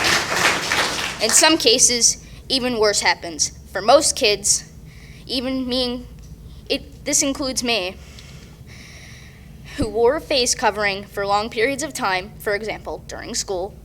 They have had headaches, hard times breathing, and much worse. So, knowing this information, who in their right mind would decide to wear a mask? For 5 years straight, when I've been in Cedar Creek Elementary School, I have always been reminded by this one poster: stick your neck out, do the right thing. Well, you stick your neck out and do the right thing, like we are.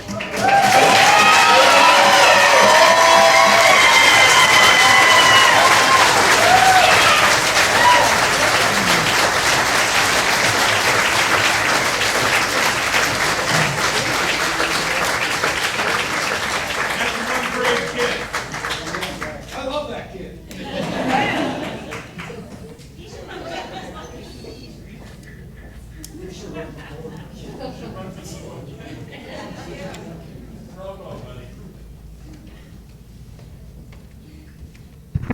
Lorraine, I have 2 kids in the district still. I pulled them last year because of masks, and I am second-guessing re-enrolling them this year.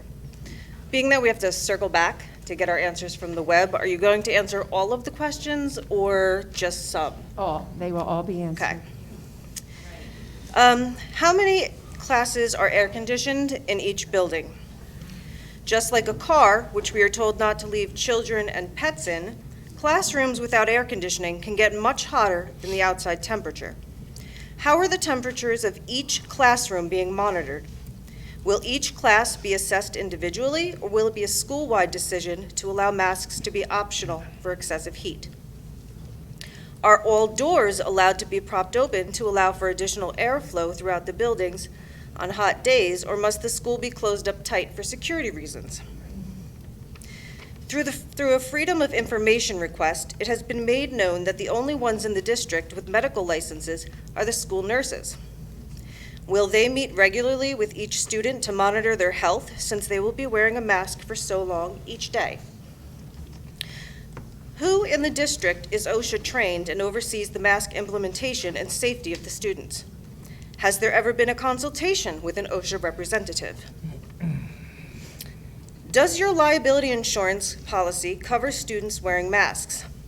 Who does a parent submit a claim to for reimbursement for any bills incurred for treatment when a student is physically or mentally harmed by wearing a mask all day? Because I am sure parents will be keeping detailed and dated daily journals to document their child's experience and any harm from wearing masks. I'm sure they'll even take pictures when it's appropriate, when there's visible trauma like acne, rashes, etc. Will the teachers who are responsible for our children and directly overseeing the mask enforcement all day sign off on being liable for this medical decision? Will the principal, board members, superintendent? It has been proven the vaccine does not stop transmission, Mr. Scanlon. It only suppresses symptoms. Oh, sorry, I was supposed to address you. It only suppresses symptoms, causing some people to spread the virus without knowing they're infected. So when a child contracts the virus from a teacher that was forced to be vaccinated, will the teacher or the district be liable for any harm knowingly putting the child at risk? How are temperatures on the buses being monitored? Who is monitoring the health of each student while they're masking on the bus? Is transportation or the school liable for any physical or mental harm a student experiences while wearing a mask on the bus? Because again, I'm sure parents will be keeping track of if their child comes off the bus overheated, having trouble breathing, etc. There were many students last year that were forced to quarantine, and they missed a lot of stuff. How many of them ended up having COVID? On page 13 of your reopening plan, it states schools with testing capacity will test ill students and staff consistent with any federal and state requirements, including requirements regarding parental consent. Do any of our schools have or plan to have testing capacity, and what is that? And what are the requirements regarding parental consent? Where can we find the NJDOH school exclusion list that is referenced in the reopening plan? At any point in time, will the district be hosting a vaccine clinic anywhere on school grounds during school and/or aftercare hours? And what science do you have showing masks work in a school setting? Thank you.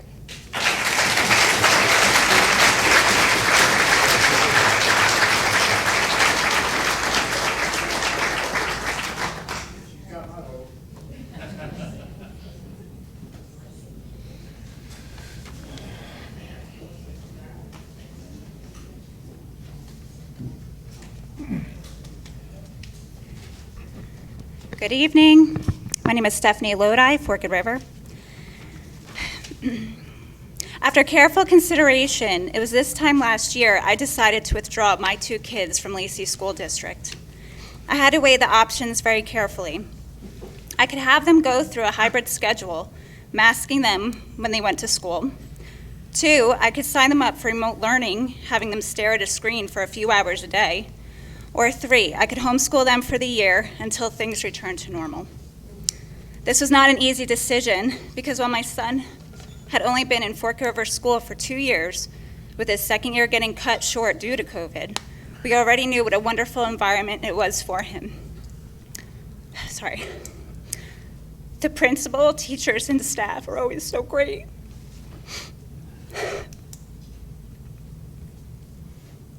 And my decision was by no means a reflection of anything less. So I chose number 3, homeschool them for a year.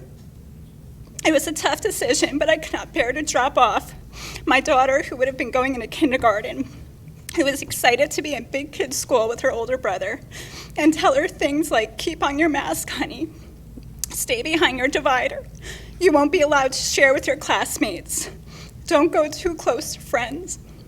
I did not want her first year in big kids school to be this experience. I did not want to tell my second grader that whatever he knew of school from the previous years would be null and void, that everything he thought was so fun and loved about school would have to be put on hold this year. I did not want their memory of a school we love to be tainted by that annoying phrase, the new normal. Homeschooling sounded like a daunting task. I wondered things like, how will I teach my daughter how to read? How will I teach my son math when math is taught so differently now? Will they miss their friends? Most importantly, am I making the right choice? These questions plagued my mind for the next 10 months, every single day. We had our ups and downs, our good moments and difficult moments. I had so many moments where I worried about whether I made the right choice for my children. It got to the point where I told myself we just need to make it to the end of the school year and everything will be okay. Everything will go back to normal. The last day came. The last day answered the one thing I was worried about the most. Am I making the right choice? It took 10 months to learn the answer to that question. Because during this school year, I learned the answers to the other questions I had. Yes, I can teach my daughter how to read. Yes, my son could keep up with math with me teaching him. No, they will not miss their friends because we will make sure that we still get together and play. It was the last question that still tore me up. Am I making the right choice for my kids? On our last day of homeschool, we finished up our last task with excitement. We cheered and we hugged. We were so done and just ready to enjoy summer. It was during this hug that my question was answered. My son innocently said to me, "Mommy, thank you for keeping us out of masks." I cannot tell you enough how much I needed to hear that. It took me 10 months to know that that was the right choice to keep my kids home and out of masks. And here we are today. 1 year later, it's still the same issue. Children must wear masks in school. But this year is different for me. This year, I could start out already knowing it's the right choice to keep my kids home mask-free, and I will continue to keep them home until masks are made optional. However, I realize not every parent can do this or wants to do this. I realize homeschool is not the right choice for everyone. For many parents, this is not an option, and now remote learning is not an option. For many parents, the only option is to send their kids to school and be forced to mask them up because our governor is now mandating them again. Where is the choice in any of this? How can parents who know what's best for their children have a choice when choices are being taken away? I am asking the board today to help our children. Help us parents. Help us stand up to our governor. Please help us make masks optional. Help us make this school year a year where every parent and child has a choice. Thank you.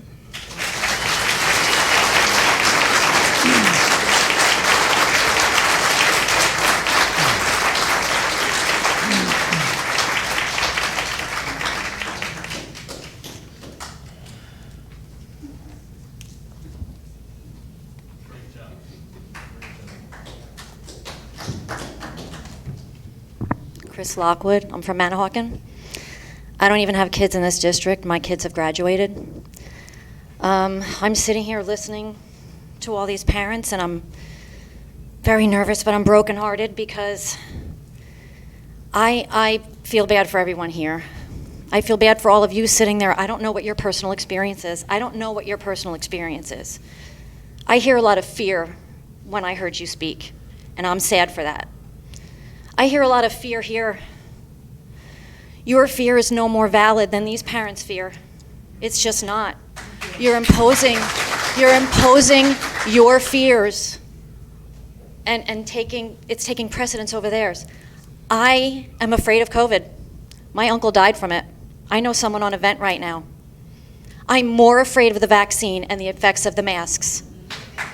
Have you ever read a vaccine insert? I'm going to assume you've never read one. I have. SIDS is on the vaccine inserts. Yes, it is. Guillain-Barré is on a vaccine insert. Yes, it is. These parents are afraid that their kids are going to be wearing masks and get seriously ill. There are studies that show that these kids are getting sick. Your fear is no more valid than their fear. You're imposing your fears on them. I respect your choice. Everybody has a choice. I am pro-choice.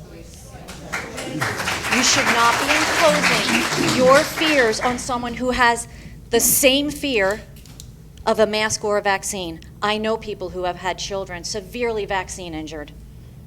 I know people who don't believe in vaccine injury. I don't care. I just want the choice. And that's what they want. Science is not absolute. Do you remember when we were told that pregnant women could smoke? When doctors said that? Do you remember fen-phen that was out for weight loss or whatever it was for, and then they took it off the market? My child got a vaccine for rotavirus that was taken off the market afterwards because it was found to be harmful. Do your research, guys. Look at the other side of this argument. Parents don't stand outside of Trenton fighting against vaccines because they've got nothing better to do. I understand. This whole thing is very scary, but if I'm going to respect your fear, it's valid. Your fears are valid, but so are ours. And it needs to be made a choice. It has to be made a choice to continue that way if we're going to be able to work together and move forward from here. Because it is very scary for these parents that their kids are going to be forced to do something that they don't want them doing because they believe just as strongly as you believe in what you believe in. That's all I have to say.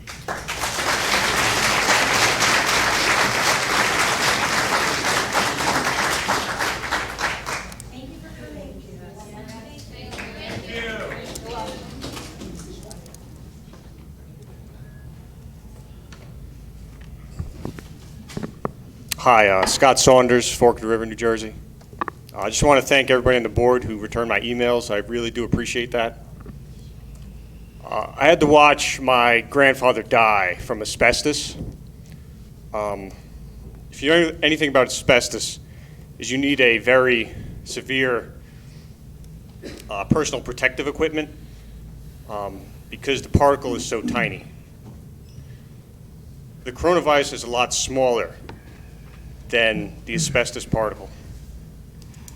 Everyone in this room who's wearing a mask, you wouldn't be protected against asbestos. If you doubt me, do the experiment yourself. It's no fun dying from mesothelioma. That's the science. Whether you believe it or not, that's the science. You could try it. You could take your cloth mask, put it under a microscope, and look at it. You can do this. Murphy's wrong. The CDC's wrong, Fauci's wrong. And you need to send a message to these elected officials to tell them they're wrong. Your science is wrong, and the only reason it's wrong is because of corruption. Thank you.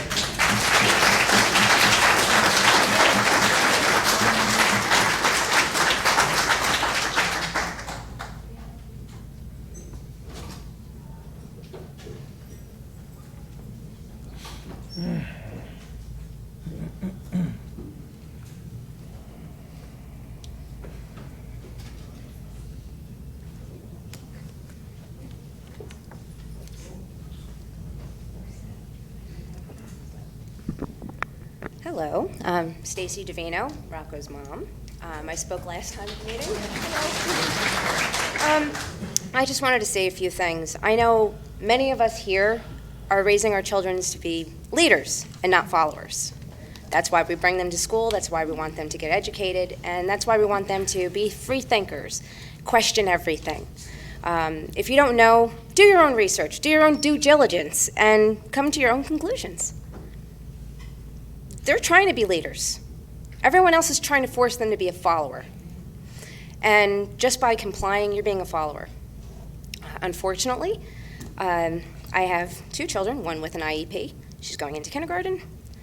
And my son, who, straight A student, good kid, everybody that knows him well, to have anxiety issues, nosebleeds, migraines, and a host of other issues. It's not normal. That's not him. He's a very outgoing kid. We used to call him the mayor. You can go to ShopRite. Hey, Rocco, what's up?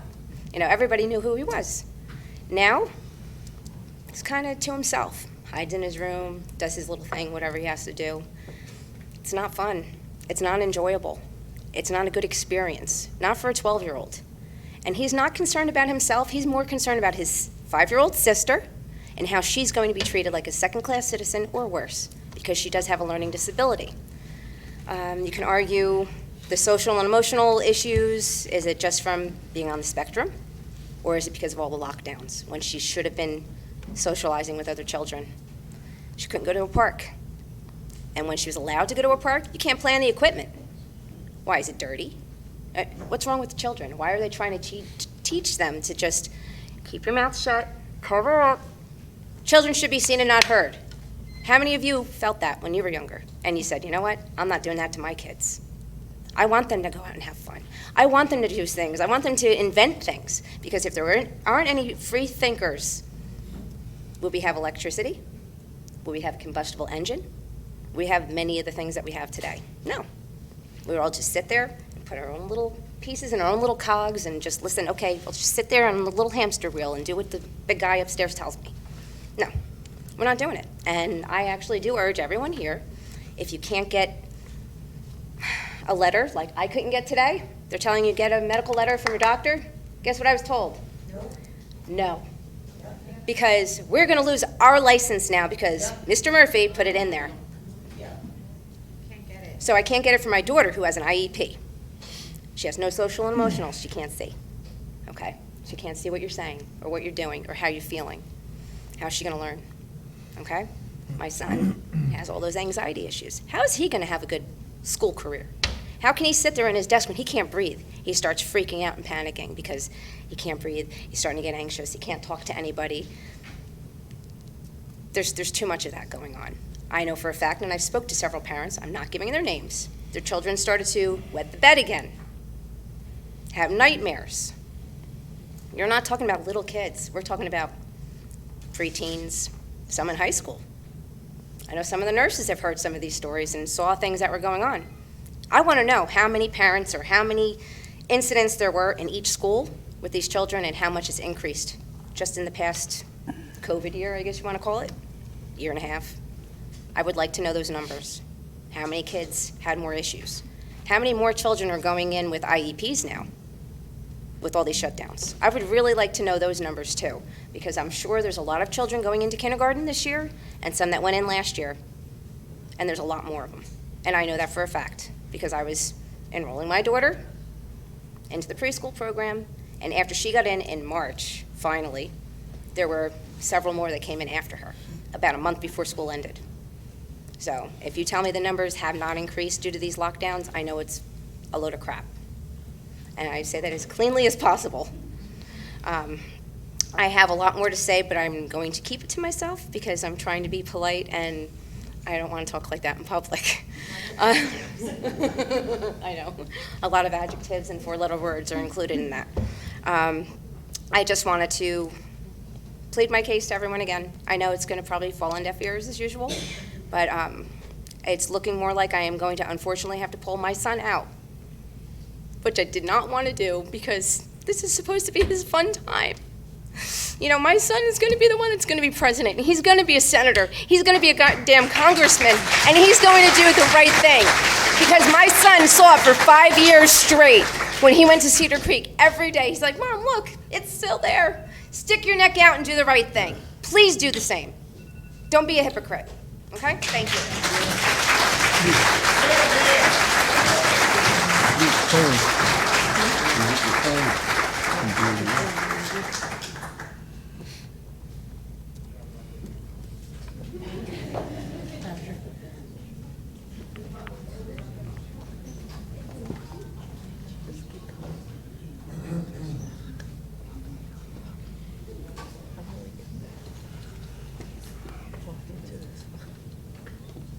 Sonia Marcatello, Sunrise Boulevard in Forked River. I swore I wasn't going to talk tonight, so I'm going to shoot from the hip, but I just wanted to kind of summarize what my observations are. And the woman who spoke and left really hit the nail on the head, that it's not, this past 18 months has been 100% emotionally driven. Everyone's actions, everyone's thoughts, their fears, all of that is really based on our emotions. And there are two things, I think, that as humans we kind of move forward and step forward, and kind of as we adult, we make a decision to turn right or left, and it's either data and how it affects you emotionally. Just like it's very difficult for the parents, I mean, I struggled myself. I will tell you that as a nurse who worked with patients, I mean, COVID was in my face, is still in my face for the past 18 months. It's not a fun time out there. Nurses are leaving the profession completely, going into a completely different industry. The numbers are going back up again, and it's the variant, so that's why that the vaccine isn't working. It's because they're getting the variant, but unfortunately the testing is not great, and not everybody's vaccine is taken. I mean, there's like a million other variables to everything. I don't want to see my kids wearing a mask to school. I really don't. I don't want the teachers to wear a mask in school. It's going to affect communication and how they learn. One of the best things about wearing a mask during this meeting is that no one can see my facial expressions. But that's not a good thing in the classroom. That's how the teachers. That's how the teacher is going to evaluate, are the kids getting it or not, and the teachers are going to, that's part of their learning as well. So I just have a couple of suggestions, and are you going to have your own comments after public comment? Yeah. So if you could each individually kind of just think about this, and then if not, we can address it in the future. But because we are driven by data and facts, not what everyone's opinion is of Murphy and the government and where America's going and science and Fauci and everything else, if we could focus on just facts, and if we could get that communication from the leaders of this district in an open, honest communication forum, maybe we could do a specialized strategic plan, so to speak. So I don't even know where the strategic plan left off because COVID happened, but maybe we could do like a COVID strategic plan where you've got your parents and your teachers and staff and students to kind of come in and give everybody's point of view. But I just encourage everyone to just do the best you can with putting your emotion aside, because if all we do is act upon emotion, this is never going to end. Trust me. And the other thing that we need to remember too is that your choices and your opinions are allowed to change, which was one of my other questions. So you as a board have to make a decision and vote tonight. Does that have to go to Murphy by a certain time? No, you're not allowed to. I mean, it's just, I don't know. And that's what I think that we need to hear. We need to hear, the board has to make a vote and has to make a decision tonight and get it to wherever it's got to go by a certain date because of this reason. Because the more that we understand, the less attacking there's going to be, and I think we can then move on to a dialogue, a safe dialogue, where people feel safe to speak instead of shutting down, because everyone's concerns are very real. I get it. I get where you're coming from. COVID is not a fun thing to experience. It's not a fun thing to witness. And for those of you that have children with underlying conditions, especially asthma, please be careful. Please be careful and just keep an open mind. And by no means am I saying that masks should be mandatory. Not at all, not absolutely not. But for those of you with children with underlying conditions, keep in mind, parents all the time send their kids to school with 101 fever and Tylenol on board. Parents send their kids to school when they're puking and crapping their brains out and put them right on the bus. So Ms. Botticelli, your time, I'm sorry. Sorry. Yeah. Okay. You got my point, right? You'll allow it.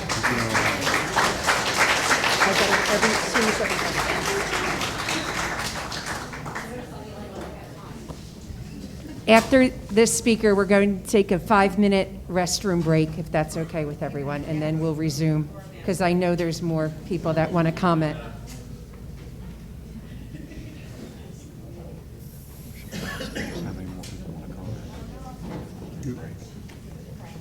We should ask first how many more people want to make a comment before we take a break. Only one person. That's right. My name is Rachel Goncalves. My name is Rachel Goncalves. I live in Forked River. Pardon my shaking voice. I had no plans on coming up here and speaking tonight. I'm going to try to keep the tears at bay, but the mom who got up, the homeschool mom who got up and spoke, made me cry, and she made me cry because I am you. I am a homeschool mom. I have 3 beautiful kids, one of which stood in this exact room and received an award with Rocco for being on the math league. I have a bright, gifted, and talented son. I have a daughter who only got to go to school for 2.5 years before crazy emergency COVID school. I am their mother. I get to make the choices for them, and no one else. I want the parents in this room to know, and my sister said this before, and that's why I'm standing here terrified and crying.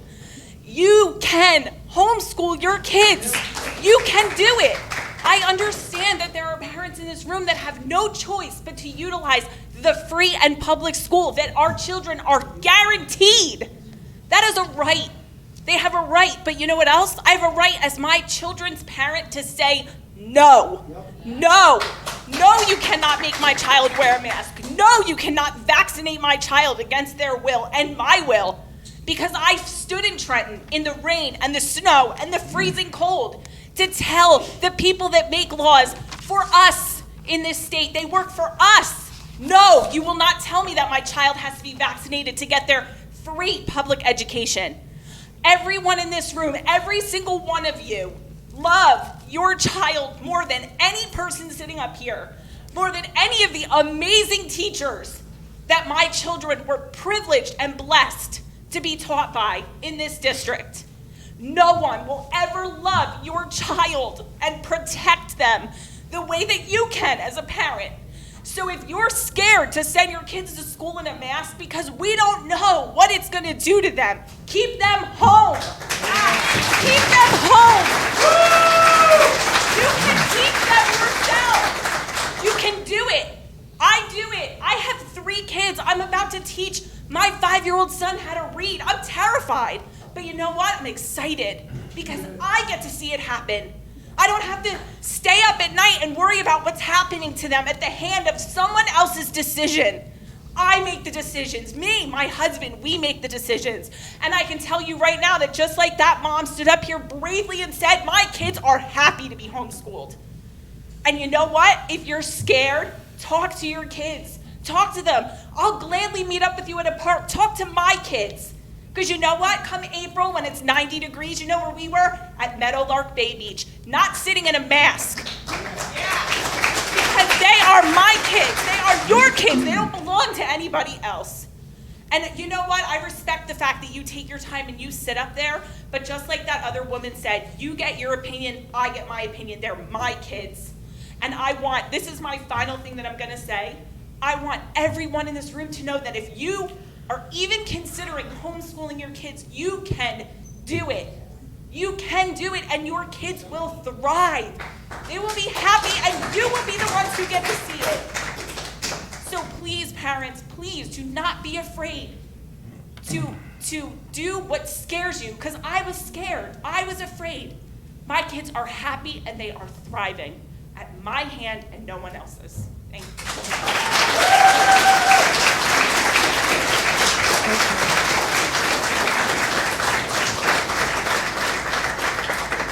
We are going to take a 5-minute break and we will resume public comment. So the restrooms are right outside if anyone needs to use one.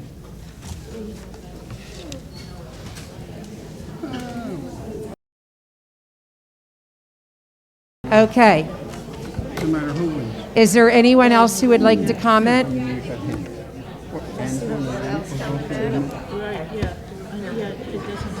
Please raise your hand if you would like to. Go ahead. Please come up.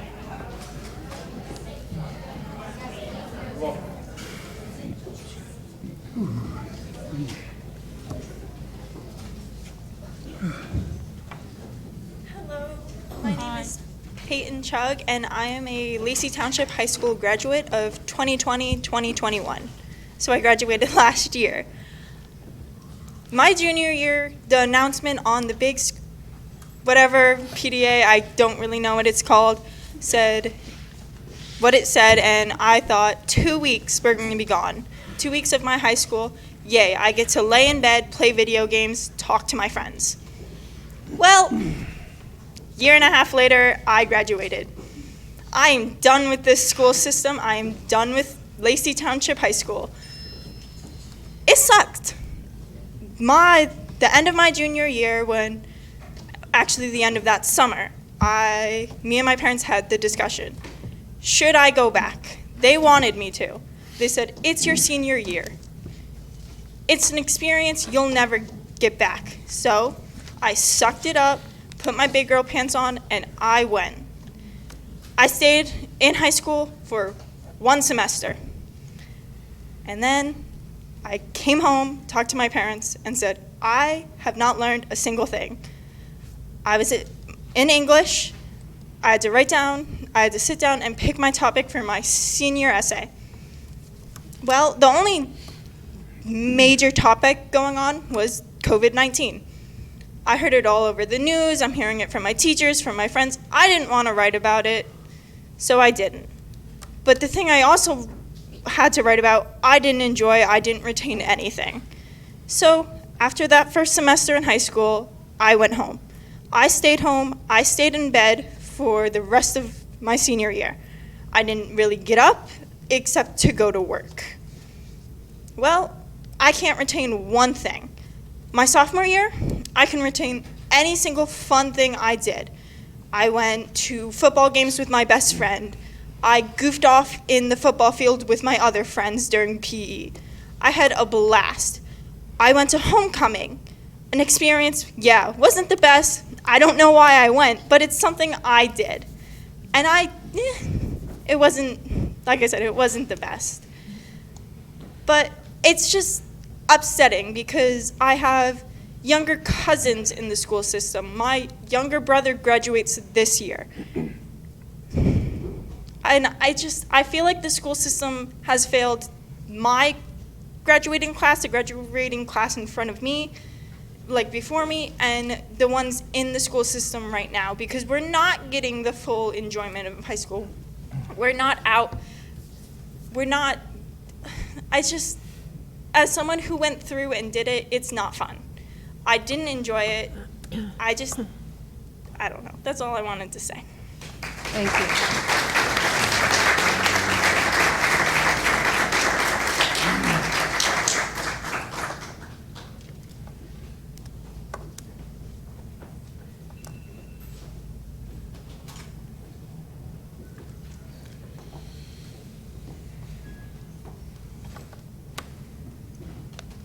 Bob Schinder, Forked River.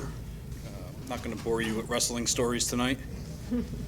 One of the board meetings, I guess it was maybe the July one, there was less people here than we had tonight, but one, I think, highly qualified person spoke, and that was Dr. Lisa Granado. She's a clinical psychologist, and she warned you guys of the things that she was seeing. My older son's senior year in high school, I got a phone call, probably January or February of that year. Phone call no parent wants to get. And I had to go to the school to pick my son up because him and some of his other really close friends suffered the loss of their friend who committed suicide. This doctor is warning you that talk like this of kids is going up. This virus poses no freaking risk to children. How can we be willing to put kids through this for something that's not going to harm them? Now, my boring stories of wrestling, you know that I've seen thousands of kids wrestling each other. Nobody's dead. 500,000 people in this country have died with COVID. They haven't died from COVID. It is everyone's personal responsibility to keep themselves healthy. It is not your job to keep them healthy. It's your job to make them happy students that like coming to school to learn. And that is going to be impossible under these conditions. Now, I heard someone say that these people should have turned out a little earlier in this process. We haven't started school. I know you guys have put this out there. I still feel like it's not too late. I left a little early last meeting, and I heard a comment of, we can't ask you to break the law. First of all, it's not a law. It's a mandate. He's threatening you in his executive order, but it's not a freaking law. We all know the name Rosa Parks? What's she famous for? Saying no. Someone say no.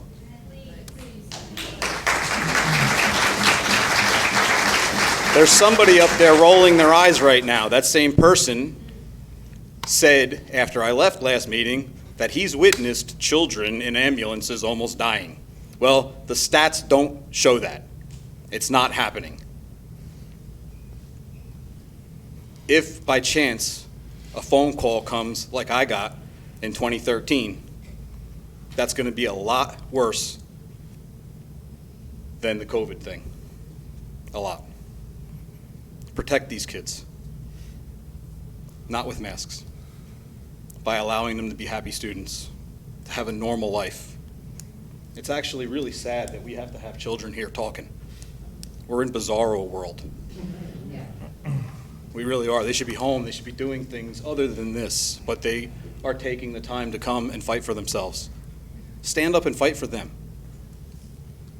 Change this. Pull it back. Have another special meeting. It's not too late. Thank you.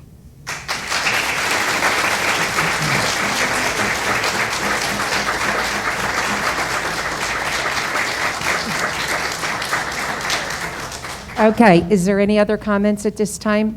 One more? Okay.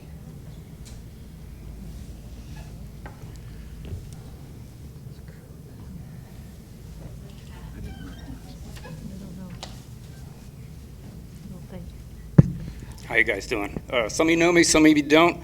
My name's Kurt Lorton. I've been a resident for 60 years, volunteer fireman for 50, and I've seen a lot of changes in this town. And what I see right now, I don't like at all. I can reflect on that with my kids myself. I have 4 kids in town. They're all out of school now, but I got 10 grandkids. All right. So there's a lot of stress on my kids because of this. There's stress on the grandparents, right on across the board. So it doesn't start at the basement, it goes all the way up to the attic. So, with that said, I've heard everybody talking here tonight. A lot of it makes a lot of sense. A lot of stuff was said that I was going to bring up, but it was already said. Fantastic. I'm glad people are thinking on the same level I am. But I'd like to see, after everybody has spoken, another vote.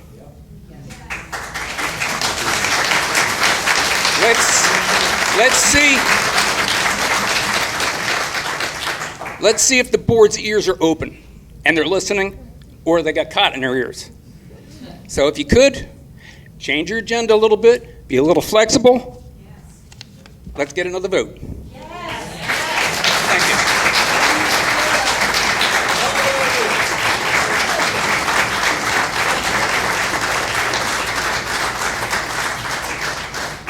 Okay, at this time, seeing none, Mr. Amato. Well, thank you for the second opportunity. I don't know if you know what, if you're hearing what I'm hearing tonight. I'm hearing a lot of love for this building, for this school, for this school district. I'm hearing a lot of love for our teachers, our administration, our staff, our school board. Yes, some things have been going back and forth, but that's passion, that's not hate. Let's not confuse the two.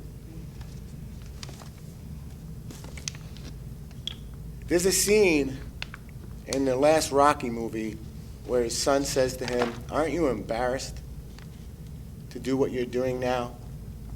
And he looked at his son and he said, son, life ain't all sunshine and rainbows. It's a mean and nasty place and it'll beat you to your knees if you let it. But it ain't about how hard you can hit.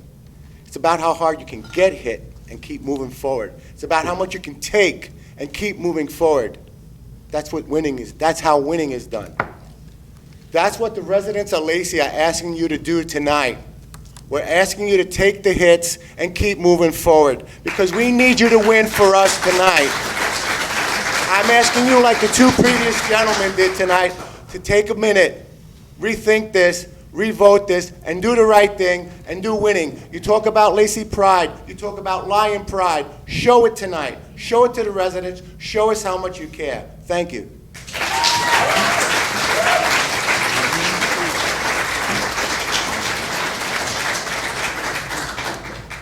Okay, at this time, we'll have board comment. Mrs. DeSenza, please.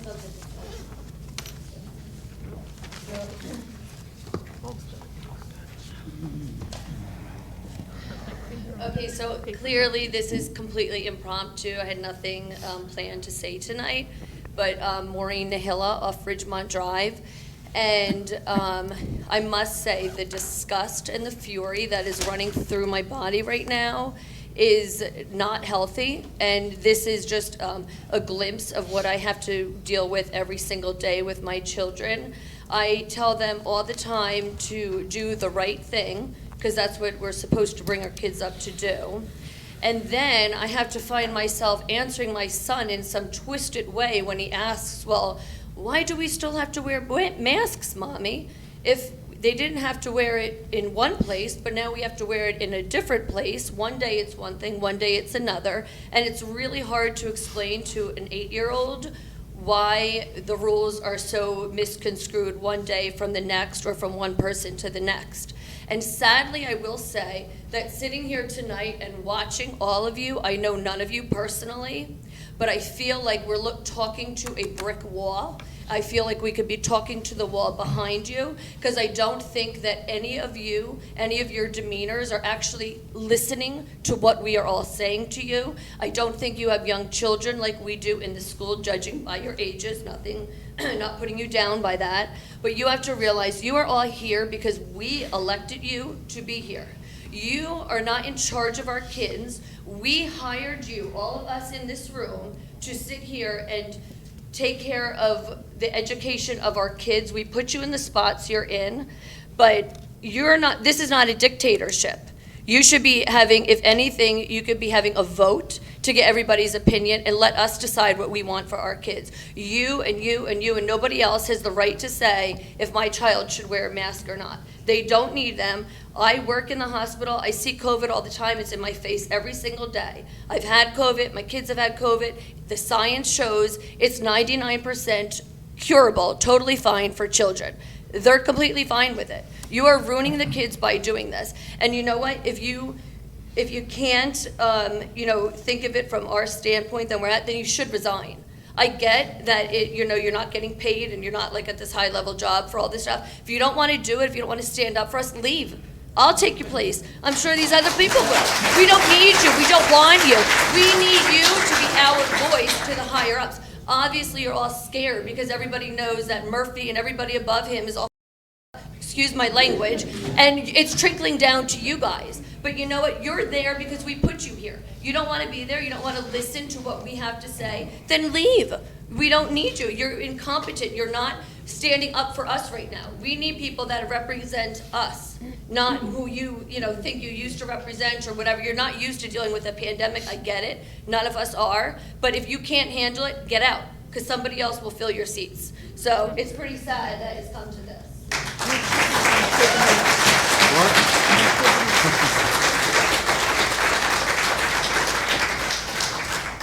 Mrs. DeSenza, board comments, please. Yes. This has been a very contentious evening, but tomorrow night there will be the 7th grade orientations at the Lacey Middle School. There are 3 sessions beginning at 4:15 and running till 8:30. Check the website for the last name time slots. Just keep. Take another vote. That's not my The board president runs the meeting. Excuse me. If this doesn't stop, we will end the meeting. We have respect. Mrs. DeSenza is talking. The board president runs the meeting. It is my turn to speak. I'd like this public to know we are members of the New Jersey State School Board Association. We are elected officials. We are volunteers. We receive absolutely, positively no compensation for sitting here. The School Board Association Excuse me. gives us Excuse me. information. You are free to read this information on the New Jersey School Board Association website. We get these bi-monthly and bi-weekly. There are articles in here about the COVID ordeal, okay? You want to educate yourself. Regina, just end it. Okay, Excuse me, ma'am, do you want the public meeting to comment end? is over, ma'am. Okay, the meeting Please. will end if we cannot stop the You know what, then maybe I just make a motion to adjourn, how's that? That would be Second fine. motion. All right, okay. No, if you just let people have their say, I think. No, I want to say my comment. I think, go ahead. I'm not going to be allowed to finish. You want to finish? Go ahead. We will not go silently into the night. That's good. So we listen to you folks, now listen to us, okay? Never mind. If you don't want to hear what we have to say, then by all means, get up and leave. So, we didn't get up and walk out on you, we're sitting here listening to you. So, be respectful now, okay? Okay, we're not listening to you right now. We're listening to Mrs. can I go? DeSenza. Go ahead. Well, I wish more parents would consider running for the board. There will be 3 seats up next year. So please, put in your petitions like other people and come take these seats. I will not be here come January.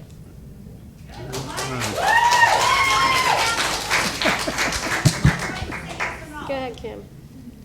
I don't know if it's my turn. Why do you need to say yes or no when you're not even going to be here? Mrs. Claus? My term is up, don't you That's know? enough. All right. That's enough.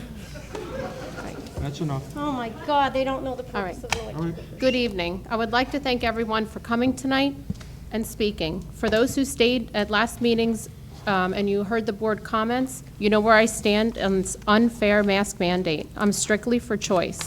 As I stated, I feel any and all medical decisions should be made from a medical profession and/or a parent. We need to continue this fight against Governor Murphy. Last week, Skip Peters and I attended as private citizens an Unmask Our Kids rally in Trenton. We met like-minded, concerned, energetic parents and community members who were fed up with Governor Murphy's executive orders and wanted to preserve our civil liberties. I know I will continue to do what we can to protect our students. I know you are frustrated, we are too. We are all on the same side, and we are all fighting for the same thing. Your points on social media are valid, and I don't disagree. Please take a minute and realize it's not us against you. We need to work together. We know most of you in this room. Talk to us, email us, give us ideas that we can bring to administration. We want to hear from you. It would benefit all of us if we can come together and fight as one. I just want to say one last thing about the emails that we're getting. We can't respond, just so you know. We're not ignoring you. Only the board president and Dr. Clark can respond. So when you send us emails, we do talk about your emails. We just can't respond to them. So just know that we are receiving them, and we do want your emails. So please keep sending them, okay? And that goes for comments too. We can't answer them. Only the board president can talk during this meeting, so we're also not ignoring you. That's Thank all I you, have to say. Mrs. Claus. Thank you. Mr. Peters? Oh, thank you. It's my turn finally. Well, thank you, Miss Kim down there. Pretty much whatever she said, ditto. We did attend the meeting in Trenton. I stood in front of Murphy's office, asked for him to come out, and he just happened not to be there. I don't know if he was back from Italy or not, or what the situation is. A couple comments tonight about some people made comments up here. Number one, I do not have any children in this district. I worked for this district for 18 years, and I left for a reason and became the board member to make changes that I didn't like as an employee of this district. I had two girls go through this district from kindergarten to seniors. One went to UPenn for her master's, and the other one's in Georgetown right now for her master's. So yes, I'm familiar with the district. But for someone to come up here and says, you don't have any kids in this district, you're wrong. I am a school teacher. I have a passion for students. I have 4,026 students in this district. That's my kids, because that's what my passion's for, is for the kids. And that's why I voted tonight how I voted. This should be a choice. Was I vaccinated? Yes, I was. That was my choice. I have an 84-year-old father and an 83-year-old mother. I did not hug them for 7 months because I work with special need kids that can't wear masks. And I had the risk of coming home and contaminating my parents. And that was my biggest fear, because we know sometimes the elderly are affected, correct? And that was my biggest fear, me coming home and contaminating my mom and dad, and God forbid losing them because of my job. Apparently now, with the new mandate out that you have to have the booster as a teacher, and that you have to wear a mask 8 hours a day, which I wear also in my position, my career may be changing. I have 23 years in there. I got 2 years to go before I can retire as a teacher. And it's rough. So, people speaking tonight, thank you for coming up and speaking. I just appreciate that most of you were somewhat respectful, because we're trying to do the same back to you. I appreciate that, and you're trying to get your point out, and we're sitting and listening as a board. Now, speaking of board, there's 7 of us on this board. Yes, I'm so very surprised. A lady said how much you make.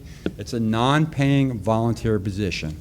And the reason I applied for the board 2 years ago was for the fact that I have a passion for students, and every decision I make on that vote, and I'll stand by that, are students first, taxpayers second. Yes, we had 2 other people come tonight and announce that they are also candidates who are running for school board. My term is up also. I'm running also. Thank you for coming. I know I forgot something, and I'm going to say, oh, I wish I would have said that, but I'm human also, and I make mistakes. So, Sal, Amanda, I just asked, let's run a clean race. All right? 2 years ago wasn't pretty, and I respect you guys as long as you respect me guys back to you guys. I'm just asking. I never said you did. Sal? Even mentioned dirty and clean to me.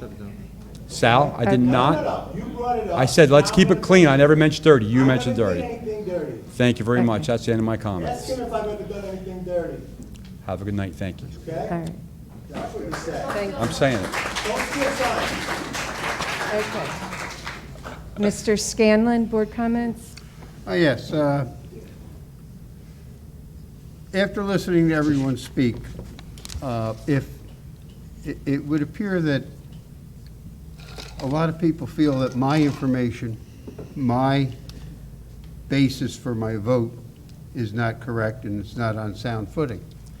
And I would request and welcome any information that could be sent to the board, in which case it would get to me or to my email, that shows a different point of view or a different source of information. In other words, if masks are dangerous and there's factual information for that. Nobody's emailed anything about that? Excuse me, Mr. Scanlon's speaking. Excuse me, I'm sorry. Maybe I'm being misunderstood. What I'm saying is I would welcome your factual information that I could read if possible. And I'm just inviting you to send it to me, saying that I will look at it, I will read it, and I will, if you send it, board comments, I'm just saying I'm open to the information. Thank you. Thank you, Mr. Scanlon. Mrs. Downing? Okay, I haven't got it. All right, no back and forth, please. Mrs. Downing? All the emails are on the website, all the names and the emails. Mrs. Downing, board okay, comments? well, first of all, I appreciate your passion. And just so you know, you're here as passionate as you are, and people also are out there that are passionate for wearing masks. It's not one-sided. So well, I'm not here to argue. It's my board comment right now. I want to thank Sandra. Are you still here? Marchitello, or did she leave? Sandra, thank you for your comments. I thought your comments were so, I mean, you're in the trenches right now. And your comments made me think a lot about wearing the masks and not wearing the masks. So you were the one that kind of opened my eyes and ears to what's going on. Thank you. Oh, well, I thought you said something. No? Okay. Yeah, you're welcome. Too late, though. But anyway, and Maureen, you're wrong. We do care. But yeah, well, I do. And if you knew me well enough, you would know.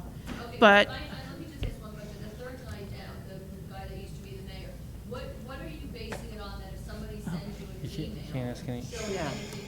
Okay, Ma'am. we're not going to repeat again. all right, I'm done, Mrs. McAvoy. Thank you. Mr. Polino, board comments, please? See me after. Come down after the meeting. Mr. Polino? But I'm sure other people would be curious. Well, then don't come down after the meeting. It's up to Okay, you. it's my time enough, thank you. So, You can't win. I heard a lot of good discussion tonight, as we did last time. And you're not talking to a brick wall, and we hear you. And you can grumble and groan all you want. But what I hear a lot of is do the right thing. Those that voted no did the right thing. Those that voted yes didn't do the right thing. Okay? Well, the fact of the matter is, like Mrs. Downing said, just because I didn't vote in your favor doesn't mean I'm not standing up for the other citizens of this town that are in favor of wearing masks. Okay? So, you know what? Listen, it is what it is. And you say, oh, you're scared? You're saying you're scared? All right, quiet, I'm speaking now. Enough. Quiet. You had your turn, it's my turn. So the fact is, okay, I'm not in fear of my vote. Okay? I don't care if it's on video. I know it's on video. Thank you. But the fact is, okay, I'm not scared of my vote. I do what I believe and what I've seen and based on what I read. Okay? And I'm going to tell you the scariest comment I heard tonight. The scariest comment I heard tonight from one of you out in the public. Dr. Schneider scared me. Okay? Listen, did you listen what she said? Listen what she said, to go back and listen to and watch it. She said that out of the thousands of children that got sick across this country, only 346 died who were medically compromised. So really, we have a physician coming here telling us it's okay if a medically compromised child dies, just as long as everybody else don't wear a mask. You can't be elected. So, no. So, listen. Motion to adjourn. Listen, Okay. you can have your opinion, and I have mine, and that's okay. Is that a motion to But- adjourn in a second? Okay, we tried to have a do the right motion to thing. adjourn. We have a second. So, All in favor? Aye. Okay. I didn't say that. That's exactly what I'm Meeting's saying. adjourned.